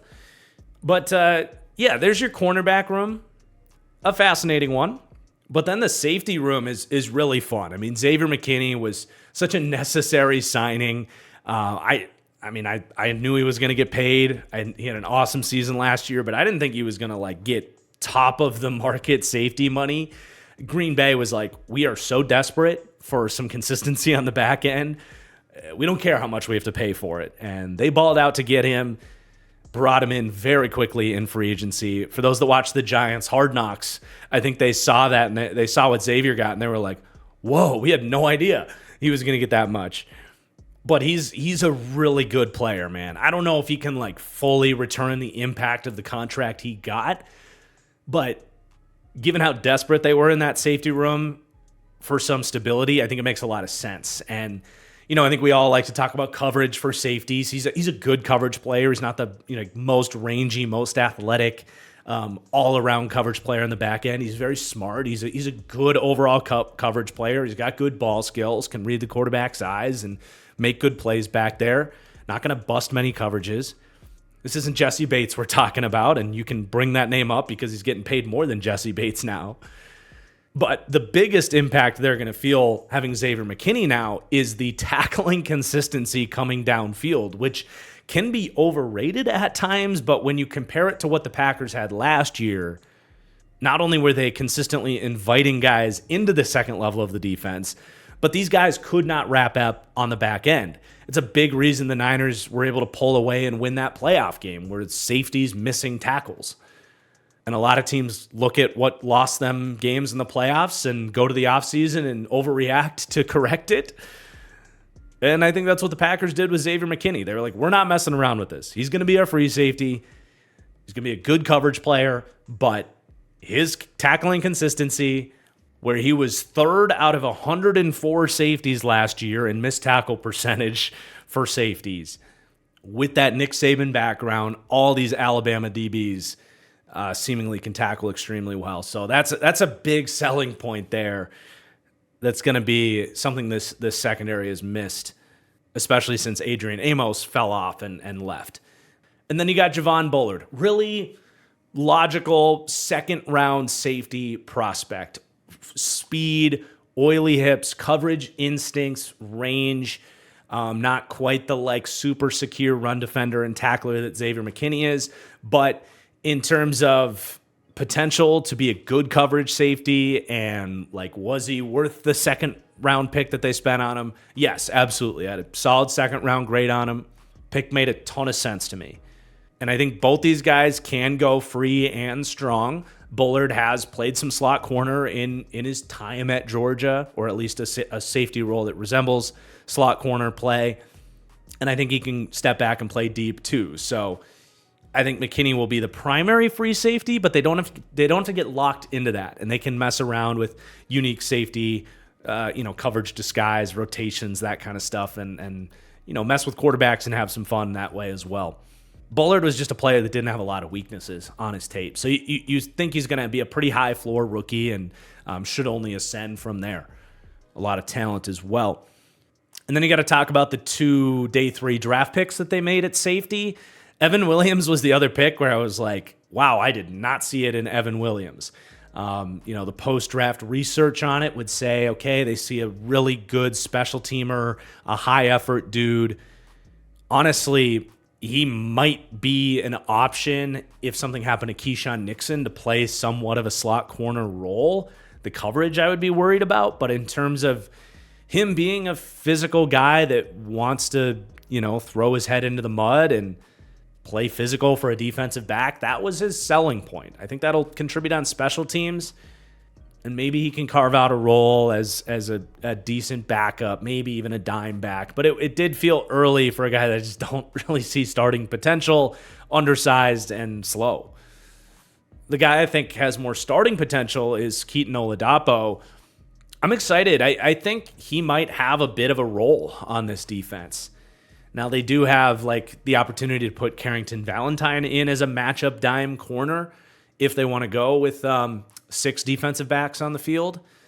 But I think if they're more worried about having to guard a really good tight end, Keaton Oladapo has that sort of tight end eraser profile where he's a lengthy, kind of oversized safety, not the fastest, twitchiest dude to project maybe as a full-time starter. But if they're looking around at maybe a J-Ron Curse in Dallas, which I think this defensive system will in many ways resemble what Dallas does as well, even though it's a different coaching tree. If they want that kind of J-Ron Curse role as a dime back, Keaton Oladapo, I think, can be that for them. So I think he's a nice pick. A 5th-round guy, so very much unproven, but I like him. And then Anthony Johnson got on the field as a rookie, 7th-round pick. Didn't look great, but his first year really playing safety. He was an outside corner at Iowa State that moved into slot corner and then moved to safety for the Packers. So still learning the position, a good athlete for an NFL safety. I could see a good trajectory for him as well. Room's getting crowded at that point, but you got Zane Anderson, Tyler Coyle, Benny Sapp, all kind of scrapping around for spots on the back end of the roster. Definitely a fascinating secondary that could go in a variety of different directions. Health's a factor, youth is a factor, a new system is a factor in a good way. I think them coming in 10th to 18th makes a lot of sense. They could be more on the low end of that, be kind of an average to slightly below average secondary. I think it's going to be hard to be too much worse than that when you have a Jair Alexander and a Xavier McKinney and some other interesting pieces. But if everything kind of goes well here, you're talking about a top 10 or so secondary to pair with what we already talked about could be one of the elite pass rushes in the NFL this year. But what does this all mean for how the Packers defense ranks heading into next season? Well, it's a polarizing defense, to say the least. For me, they start the year ranked 17th, and then we'll see where it goes from there. But they do come in 8th in pass defense. I think they are sitting pretty relative to other NFL teams in terms of pass rush and coverage. So 8th for pass defense should be a pretty good strength for this team and should only be up from there. And as long as the coaching is good, it should only go up from there. Run defense, however, I will rank the Packers' run defense when they prove that they can stop the run. It's been like death, taxes, and inside zone against the Green Bay Packers for about as long as I can remember. So hoping that the new defensive coordinator can kind of rewrite this scared, squishy style of defense that they've been playing for a long time now. But they do come in 30th right now with roster questions and a coaching staff and an overall team that just has to prove that they can finally stop the run. Before we get to the overall team recap, we do have to talk a little special teams. Unfortunately for Packers fans, we have to talk about special teams. I did lie, actually. It's been death, taxes, inside zone against the Packers, and special teams costing the Packers key games near playoff time. Same thing happened last year. Rookie kicker Durs Carlson, missing kicks all year long, cost them games during the regular season, and was a key contributor to them losing to the Niners. Missed a kick with a few minutes to go that would have given them a 7-point lead. They end up losing the game by 3 points. And as a reaction to that, they bring in Greg Joseph. Okay, you don't even have to ask Vikings fans. You can ask Packers fans. He's just not the most reliable kicker. Fortunately for Greg Joseph, it's been more like PATs and the kicks that he should make instead of high leverage kicks that he misses, but an inconsistent kicker nonetheless. He ranks as the 29th kicker as we look at our grading projection for the Packers. He's been PFF's 29th ranked kicker over the last 2 years, but they were 28th in PFF team grade for special teams, 28th in DVOA team grade for special teams. Again, that kicker grade is Greg Joseph's. The new punter, Daniel Whalen, was a rookie last year and was really good, so they seem to have found a punter that can get the job done there. But obviously they have not seen the returns on making Rich Bisaccia the highest paid special teams coordinator in the league yet. Something they're working on. I do think some of these draft picks like Oladapo, Evan Williams, if Edgerrin Cooper's playing special teams, I do think they are filling out those depth pieces on the roster much better than they have in years past to hopefully find some core special teamers. And they do have a good return guy in Keyshawn Nixon. They've actually had moments of good play on special teams. So there's hope, but there's been a problem in Green Bay for a long time, and they got to prove otherwise. But let's start to tie a ribbon on this before we get to the interview with Renner. This is the youngest team in the league. And in a series where we are not giving any one team benefit of the doubt and ranking these teams, how they are heading into week one at their floor, if you will, for the youngest team in the league to be 12th on offense, 17th on defense, and there's a whole bunch of pockets of this football team that have potential that maybe hasn't been untapped yet. This is a dangerous, dangerous football team. And as we look at the Venn diagram, the strengths, weaknesses, and pivotal factors, they don't just have a really high upside, but their floor is very nice. Obviously, we rank them 13th in my power rankings at their floor, but in terms of analyzing the actual weaknesses on this football team, it's linebacker, which isn't great, but if you're going to have a weakness on defense, you'd rather it be at linebacker, which in many ways is the running back of the defense. And then special teams, not to just dismiss that, but special teams are unpredictable and can go from worst to first at any moment. They do have a great coordinator to get that done. But even if special teams are an issue, they were for them last year, and I guess what I'm saying is it's not the most insurmountable weakness that a team can have. You just hope it doesn't hurt you in the worst moments. But they have a long list of strengths: offensive coaching, quarterback, pass protection, running back, pass rush. And other than offensive coaching, which I think is pretty close to the top already, all those groups could be even better than they were last year, and they're already strengths. But I think what will ultimately decide how this 13th ranking ages are the questions with the defense. Most notably, the brand new defensive coordinator. Jeff Hafley is, I think, quite clearly the biggest wild card for this Packers team. He's got all the talent in the world to work with. As we saw, they ranked 17th on defense with as low as the coaching rankings go, basically. By the way we're calculating it, that means we're currently projecting the defensive coaching to drag the talent down a little bit. If he's just an average defensive coach, you are talking about a top 10 defense in the NFL paired with something close to a top 10 offense, more often than not, that's going to be a team in Super Bowl contention. But they also have wild cards in the secondary. I think health there is going to be a big deal. That is a unit that I think in many ways can determine the success of that defense, at least how good the defense can be. Because if those guys just aren't available, there's going to be a lot of times where the pass rush just doesn't matter. And you're going to be picking on backups and unproven talent. But it could go the other way. Stokes stays healthy, looks like a first-round talent. Jair's out there, not to mention the youth and a guy like Javon Bullard. Those guys could all be really nice players for the Packers this year. And if that happens, definitely talking not just top 10 for the defense, but maybe even more than that. A polarizing football team. But let's take a look at the Packers' schedule before we get to the interview with Mike. And, honestly, I just don't have any hard takes about this Packers schedule. It's pretty down the middle in terms of difficulty, but being in their own division makes it a little bit harder than average, I suppose. The NFC North, I think, could be one of the better divisions in football this year. Beyond that, they get the NFC West, which is no cakewalk. They're a tough division. And the AFC South, which, pretty balanced, tough division. The one really fascinating note on their schedule for me is they did kind of steal a tough road game. Instead of having to go to Philadelphia week one in what could have been a very hostile environment, going on the road week one is always hard. Instead, they'll be playing that game in Brazil, where there is a massive Packers fan base in Brazil. The Packers Brazil Twitter account is like 23,000 followers or something. Very well might be a home game for the Packers that they're stealing from Philly. So I do think that's interesting. Very much looking forward to that game.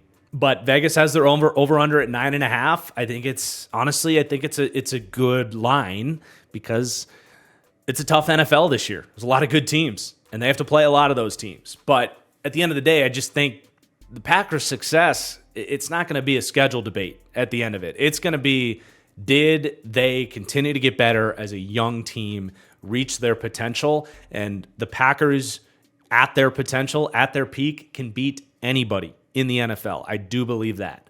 And analyzing schedules is fun, but this does feel like a team that is very much going to be more dependent on themselves, not beating themselves and getting better. And I know that's lazy, but I'm sure that's how they're looking at it internally in Green Bay as well. In terms of where I'd go with it, over or under 9.5 wins, maybe the Packers homer in me is coming out. I would lean over. I think my projection comes in just about that point, 9.4. So based on the odds, technically it's a good line, but I definitely would lean towards the upside hitting on this team, betting on Jordan Love, betting on Matt LaFleur, that they can at least get 10 or 11 wins out of this schedule. And then I'm going to leave some of the Super Bowl odds and division odds talk for the interview now with Mike Renner. That's right. We are not done talking Packers. We've got another excellent 30 minutes talking Packers with the great Mike Renner of CBS. So let's bring him in. And now we get to welcome into the deep dive to talk some Go Pack Go. The Mike Renner joining us again. Mike, how you doing? Thank you for joining us. And yeah, welcome. Doing fantastic. Thanks for having me back to talk Packers. Always love doing this one with you. So, Mike, you have some big news for the people that haven't touched base with you since the last time you were joining us on this channel. What do you got going on now? Where can people find you now? So you can find me over at CBS. Actually, I've been there a few months now. Haven't really said much because I haven't really truthfully done much for them. We've just been in the planning stages, but have a podcast dropping August 19th. The very first one. So it's a couple weeks from now, and it's me and Kyle Long. So Packers fans may not love that, but he's a very funny dude, one, and very objective as well. Like he's not a homer by any means toward the Bears, even if he still has little leanings. Yeah.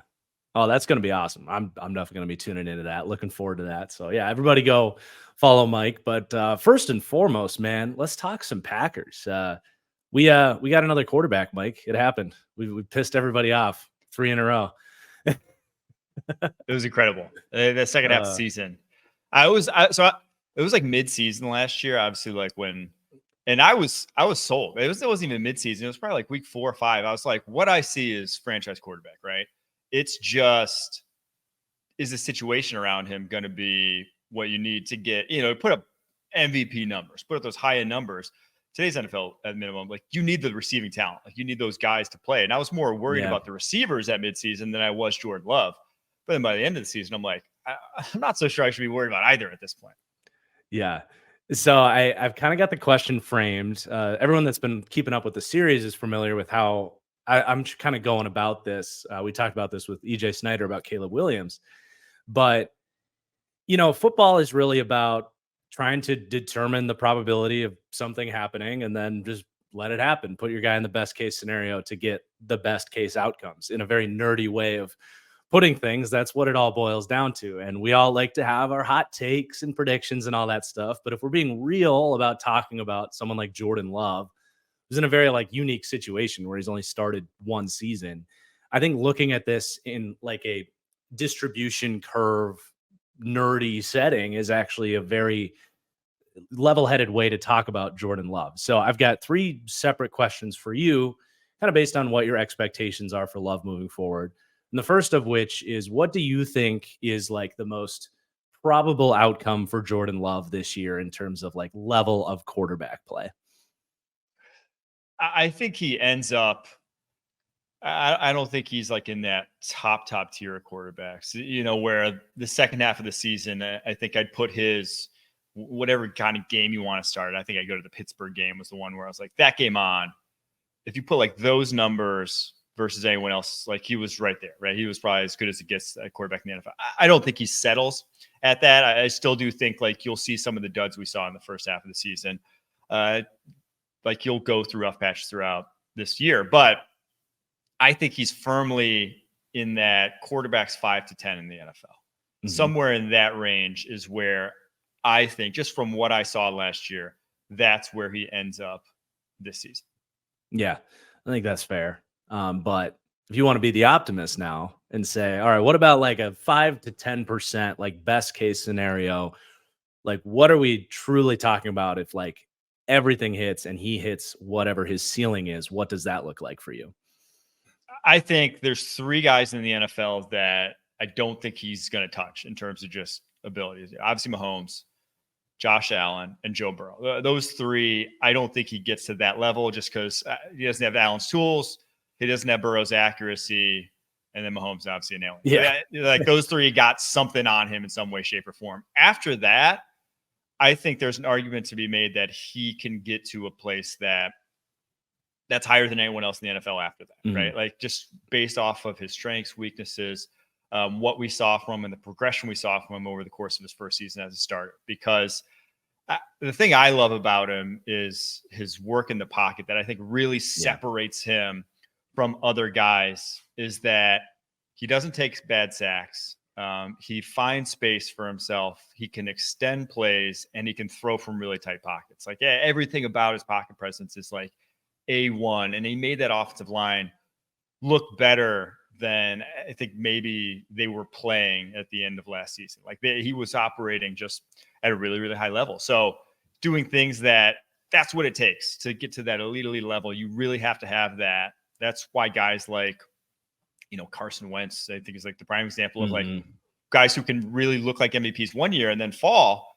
Well, it's because he was playing behind the best offensive line in the NFL. And then once that wasn't there, all of a sudden it was gone. I don't worry about that with Love. Like there's no step back I see from guys who have that, right? Like there's no area where I'm worried about. And a lot of things is just like, if you put more talent around him, if you get more guys that are more competitive at the catch point than they were last year, make a few more plays for him after the catch than we saw last year, all of a sudden this turns from, his numbers take this big leap. I think they very well could as his career progresses here. So I think those 3, I think he could be 4 then. I think he could be 4 on that list realistically if you just see a continued progression in his career. I'm even going to go a step further and say he can get into there. I think, and it's because of the pocket presence that you brought up. I want to shout out Robert Mays because it's such a subjective thing to talk about, right? Pocket presence can mean so many different things. Robert Mays said on one of his podcasts, he said, certain elite quarterbacks have I think the exact words were a preternatural feel for that space in the pocket. That's a non-negotiable trait that all the elite quarterbacks have. And I look at some of those guys like Justin Herbert, Dak Prescott, Trevor Lawrence. I would say they don't have that, not on a consistent level. I think for Love to have that, not only from, okay, he extends plays, he doesn't take bad sacks, but I think it also gives you a comfort level too that just lifts everything up.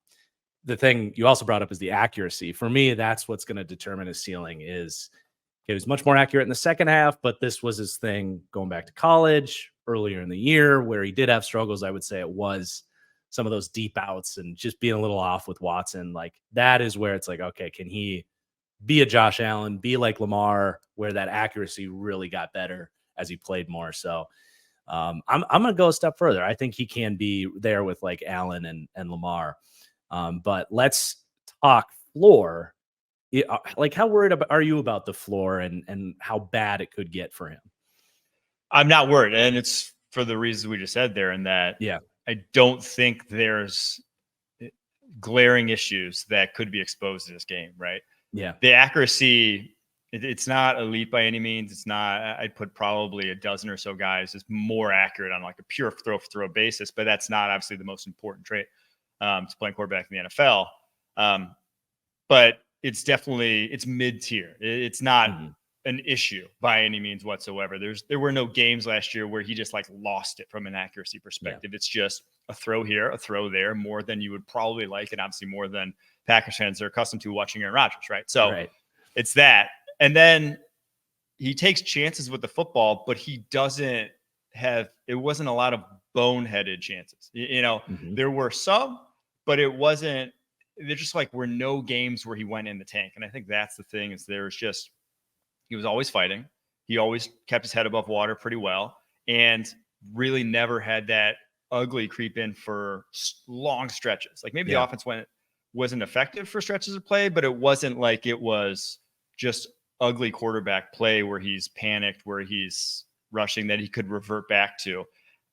I truly think the floor is still very high. The floor is well above average. And that's why you're comfortable paying him what they paid him, making the highest paid quarterback in the NFL, is because the floor is not going to be like what Carson Wentz was. The floor is not like what Tua Tagovailoa could be even, right? Like it's still a very high floor, and it's probably like in the high Derek Carr range is your floor, which is obviously still, it's not ideal if that's what ends up happening with his career, but it's by no means reverting back to like, oh man, we're worried about our quarterback position. Yeah.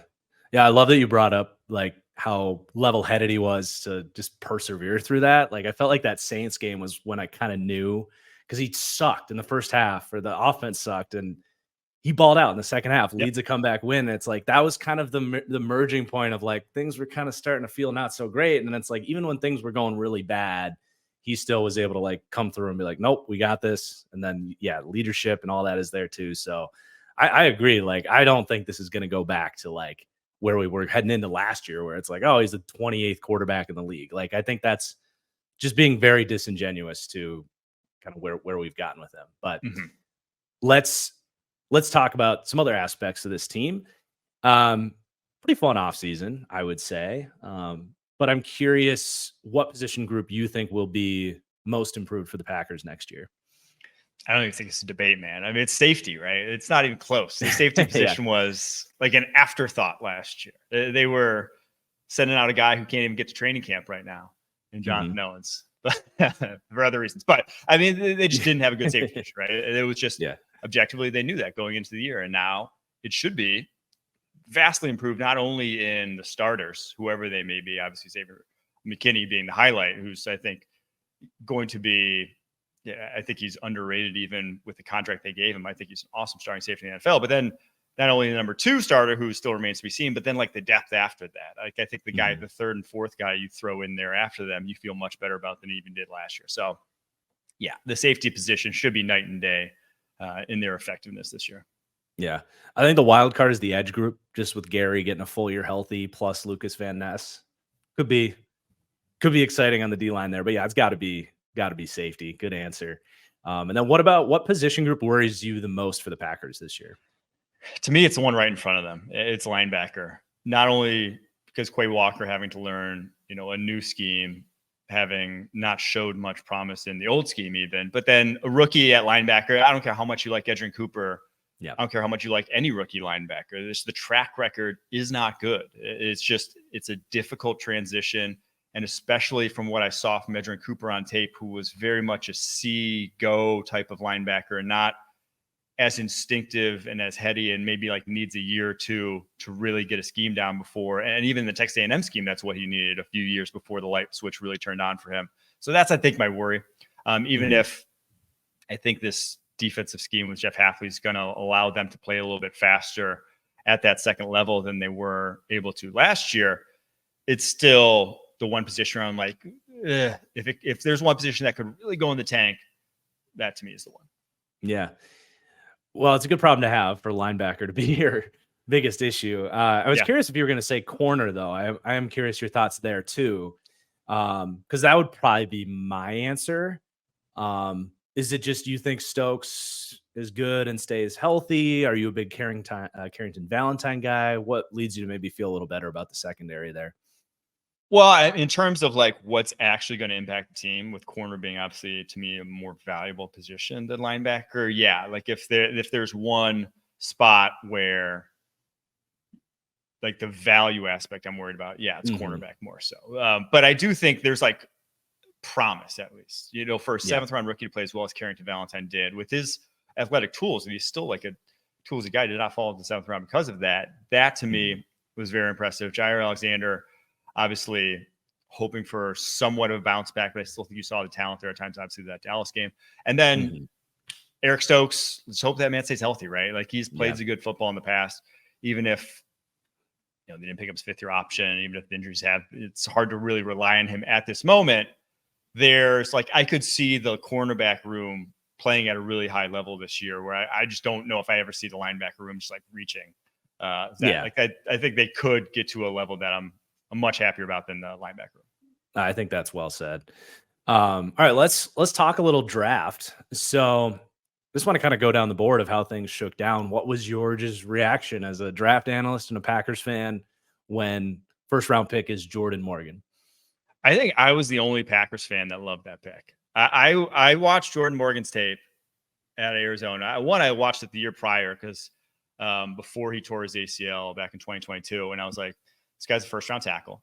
After this next year, though, senior year tape, I thought, and it was 1 year removed from an ACL, right? Like no one plays their best ball 1 year removed from the ACL, which is like one thing that I have in his favor. Like he should be even better now this year than he was last year, just from a pure health perspective. Mm-hmm. But I think his play in space is a little worrisome. I just never saw him as a tackle this past year. Got exposed a little bit more. But man, when he is in tight quarters, he's got really physical. He's got incredible balance. I think he uses his hands really well. He's just like the guy is built to be a guard in the NFL. The comp for him that I had coming out was Elgton Jenkins, and I had him 20th on my draft board. Like I was like, this guy's a Pro Bowl guard. Oh, wow. Type of prospect. I will be very surprised if he's not. And when they said they're moving him to right guard, it's like, yeah, you're flipping sides with a guy who really only played left tackle at Arizona, but that's his home long term. Elgton's going to be there. What is he, 28 right now? Ideally 4 to 5 more years. Yeah. At least that's Jordan Morgan's rookie contract. So that's where you want to put him. 2 Pro Bowl caliber guards is an ideal recipe for a quarterback. Again, with Jordan Love's movement skills in the pocket, if you give him that space to consistently creep up in, he's going to go to work. So I love the pick, especially again with what you saw from Jordan Love. And if you really weren't going to address wide receiver in that deep wide receiver class, and with kind of the way the tackle board had shaken out at that point, that was the pick I would have made there. So I loved it. And we'll see obviously how he fares rookie year. It's hard, switching sides. It's hard switching positions. It's hard being a rookie in the NFL, but I do think in time that guy's going to figure it out.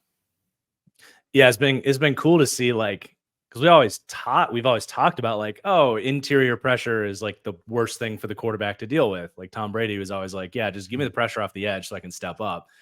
But it's finally being reflected in the market. It seems that like the NFL teams are finally like, okay, yeah, we can play guards as much as tackles. Like that's just as important. So you do have to kind of like reshape the way we've occasionally or traditionally thought about picking guards early, but it can totally be worth it. So love that point.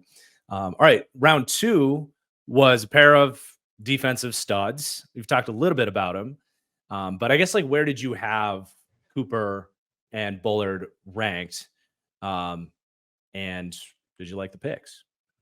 So Cooper was, I believe, my linebacker 3 in the class. But if we're talking just for the Packers, and if you weren't going to draft, gosh, I'm blanking on his name, the guy at NC State right now, Peyton Wilson, who obviously, had, not a lot of people were going to draft him. He had ridiculous injury history. But if you weren't going to draft him, he was the best linebacker for the Packers. I had him 64th on my board just because positional value. I'm not spending a lot of premium picks on linebackers. The track record just early on in career for linebackers is tough. So it's one where I'll wait on, and I'll sign for agency more often than not. So that's just my feeling. But what I saw from on tape is like exactly kind of what they need for that scheme. The guy can absolutely fly. He's a playmaker coming forward and just unique size speed athlete that they did not have at second level. So I think he fits, again, really what they wanted. I wasn't surprised that they were big fans of him. Bullard, I was much higher on. I think this guy's Bullock, by the way. I set you up for failure on the last name. I was like, Bullard doesn't sound right. It's Javon Bullard. Or is it Bullard? Oh, yeah. Okay. I'm all over the place. I wrote down Bullock because there was a Bullock, right, that went to Kalen Bullock, USC safety. The Texans. Yeah. Yes. So I'm just all over the place. Sorry to throw you around. Yeah. All right. Continue. No, Bullard, I was like, this guy's got it. Like he knows how to play football. I had him 52nd on my board. Now he's shorter, smaller wingspan that may lead to some issues more so as a tackler in the NFL than we saw in college, but he was an awesome tackler in college. I think he just sees the game really well. I think he's just a really high floor safety. And, even if he doesn't start right away, I think he's still going to see the field a lot and make a lot of plays this year. I was a big fan of him. So he was 52nd on my board. Yeah. And again, positional value, like the critique I had was you drafted positions that were just low positional value wise, right? Like it wasn't the players necessarily themselves, but they were lower on my board because those positions don't get paid as much, but those were also the positions that they desperately needed. So there was obviously a balance to strike there. Thought they maybe swung a little bit too far in the one way in terms of just taking the positions that they needed. But I really can't argue with the players that they selected. They were probably the best fits for their defense. Yeah.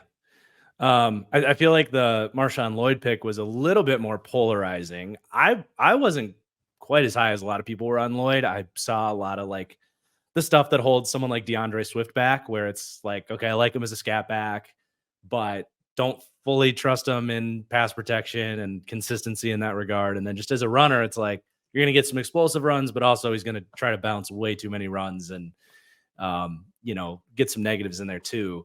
But I know I wasn't, there's certainly people that really, really liked him. So I actually don't know your take on Marshawn Lloyd and how you felt about that pick. I didn't love. So again, it's like for what they needed, he is a pure pass catching third down back, in my opinion. Like he is the smallest 220 pounder that I've seen in terms of just like his running style. He never lowers the shoulder. And it's like a thing I really worry about, just the track record of guys who don't run physical from college to the NFL. Because the way guys break tackles in college is often making defenders miss. Guys are too good in the NFL to make them miss consistently, right? Unless you are Shady McCoy, unless you have like a different level of juice and cutting ability to you, right? Like you break tackles by running through them for the most part in the NFL, or like running through arm tackles, that sort of thing. So that's my worry, is that he really never was willing to do that. Was a guy who liked to bounce out a lot of runs. But he's a real natural pass catcher, and he is dynamic in space just from a speed perspective. And he does have a good amount of shake. Like he will still make some guys miss, even if I said that's not like a way to consistently do it.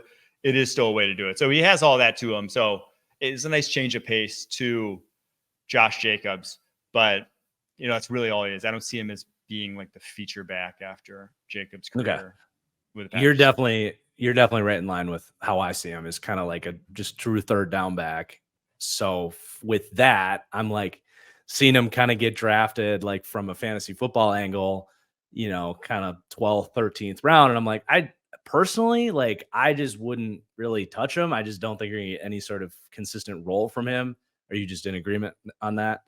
Yeah, I 100% agree. Also, because like Josh Jacobs, he can catch too. He's not like, he really is like, that guy's a bell cow in his own right. And obviously you want to keep him healthy for the end of season. If you have other options, you don't want to ride him Mm-hmm. into the ground. But it's not like it's not like I foresee it being an even split by any means. It's going to be Jacobs, and then when he needs a breather, it's Dillon on short yardage or Marsh on Lloyd on third downs. Yeah, I think they signed Jacobs because they don't want to like tell the defense like what type of play they're going to run. Like I think LaFleur finally realized like, okay, if we just use Aaron Jones as a full 3-down back, he can do everything, but he knew he wouldn't hold up forever in that role. So he's like, let's go get a guy that can actually hold up and do that. So that's the way I think they're kind of looking at this. Okay. Last draft question is day 3. They take Tyrone Hopper and Evan Williams. And those were the 2 picks where it was like, Goody, what are you doing? No, the draft was going so great. What did you see in those guys? Did you see anything in those guys? Because I thought those were basically just like 7th round prospects, special teamers. Well, whatever. One, I think you misspoke. The Tyrone Hopper was the day 2 guy, unfortunately. Oh my God, you're right. End of the he was a 3rd rounder, making that one even more head scratching. I was like, when I watched both, I gave him kind of like special teams grades, right? I think Evan Williams had a little more than that actually. But Hopper, I was just like, he's way too out of control as an off-ball linebacker. He's one of the worst tacklers that I've seen. Now, obviously, like he's twitchy mover, aggressive. I thought his best reps came as a blitzer. And I think his brother actually like is an edge rusher for Mizzou, or was maybe. I don't know if he came out. But that was like when he was at his best. And then like he goes to his pro day and he didn't even test well. So I didn't get that pick. Evan Williams, I could see being a box safety or dime backer type. He was very good around the line of scrimmage. He's a good football player, just doesn't have necessarily the tools that I thought to be like a starting safety in the NFL, like an every down type of guy.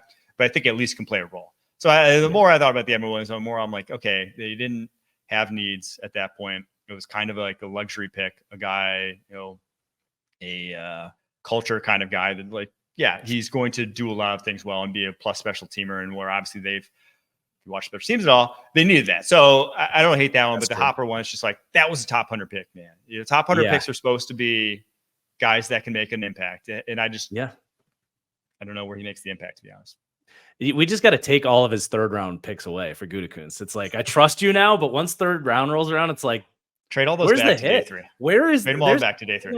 3rd round hit. It's brutal. He's much better in 4th round, honestly. Oh, so much trade better. them all back. So much. Dobbs and Tom. Yeah, just trade into the 4th and just draft starters. Okay, I actually do have one more draft question. Was there a day 3 pick that could be the next Rasheed Walker, Dobbs, Valentine? Because Goody has been killing it. So last 2 years, I went back and counted. They drafted 5 guys that I had top 100 grades on. It was Carl Brooks, Anthony Johnson Jr., Zach Tom, Romeo, Tom,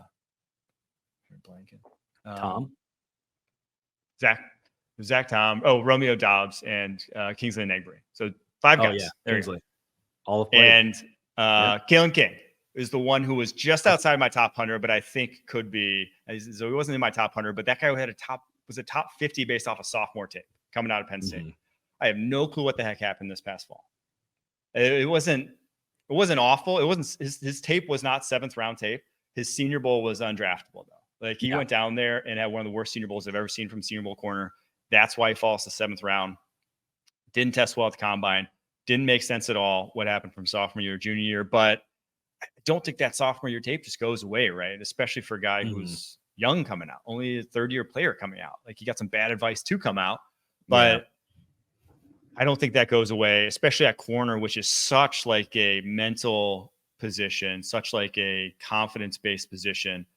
But then also you need to have kind of a requisite physical tools that I thought he did on tape at least. I mean, at the combine and whatnot, his numbers were not good, but there was a lot that wasn't good the past year. So I think if you can turn him around from, again, I think a lot of it was mental, and just tap it and get him on the right path again, that guy's talent. And maybe not outside corner. Maybe that's not where you're playing him, but I think he could compete for the slot role with Keyshawn Nixon for sure. Yeah. So that's the one else. Cool. All right. So we can kind of wrap up. I'm going to kind of put you on the spot with some props and some quick hitting questions here.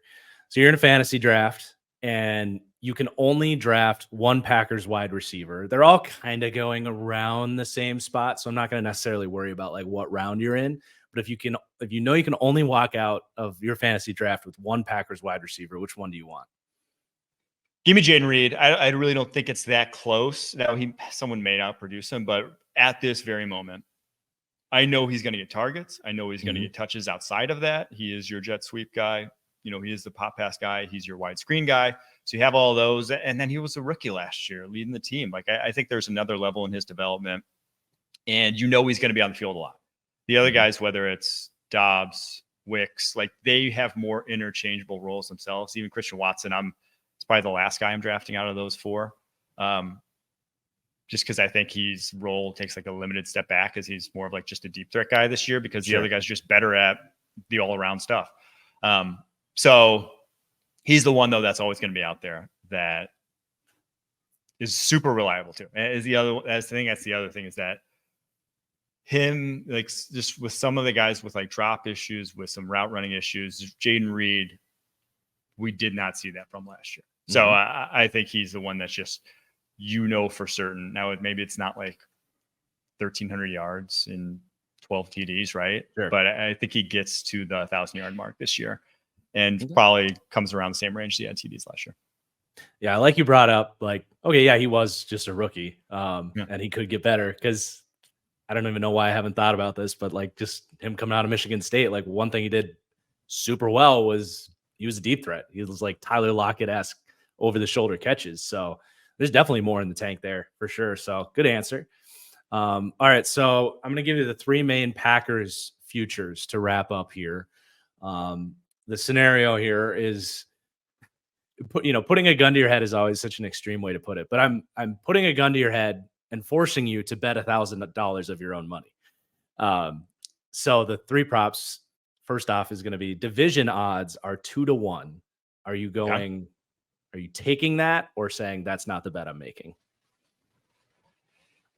I don't love that bet just for the simple fact that I think the Lions are a better team. So take quarterback position out of it. The Lions are a better team top to bottom than the Packers right now. More talented team.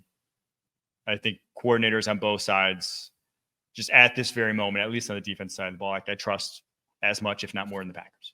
But obviously then the quarterback factor in, I'm taking Jordan Love over Jared Goff.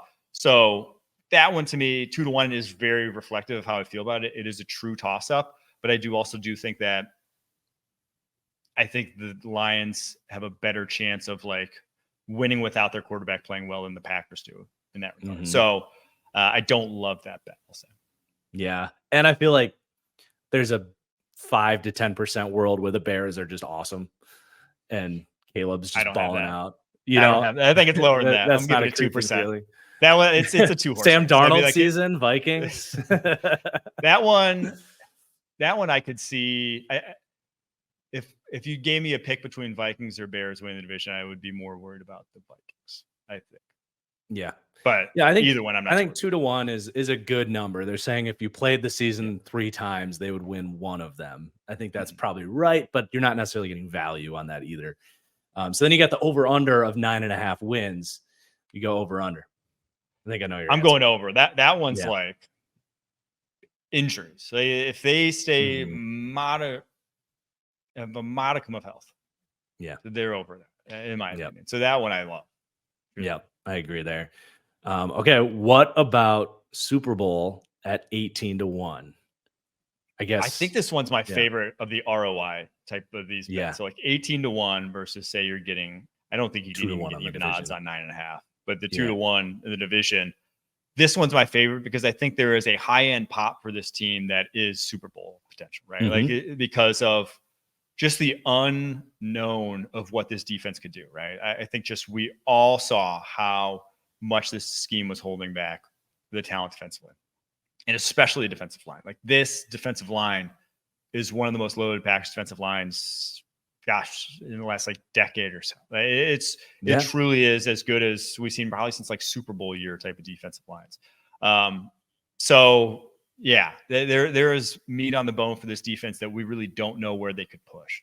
And that's the thing that if they would have had any sort of defense that could have matched it, shoot, man, they were in the Super Bowl last year, right? Like if they had that, they could have been just a year ago. So yeah, that's that one, 18-1.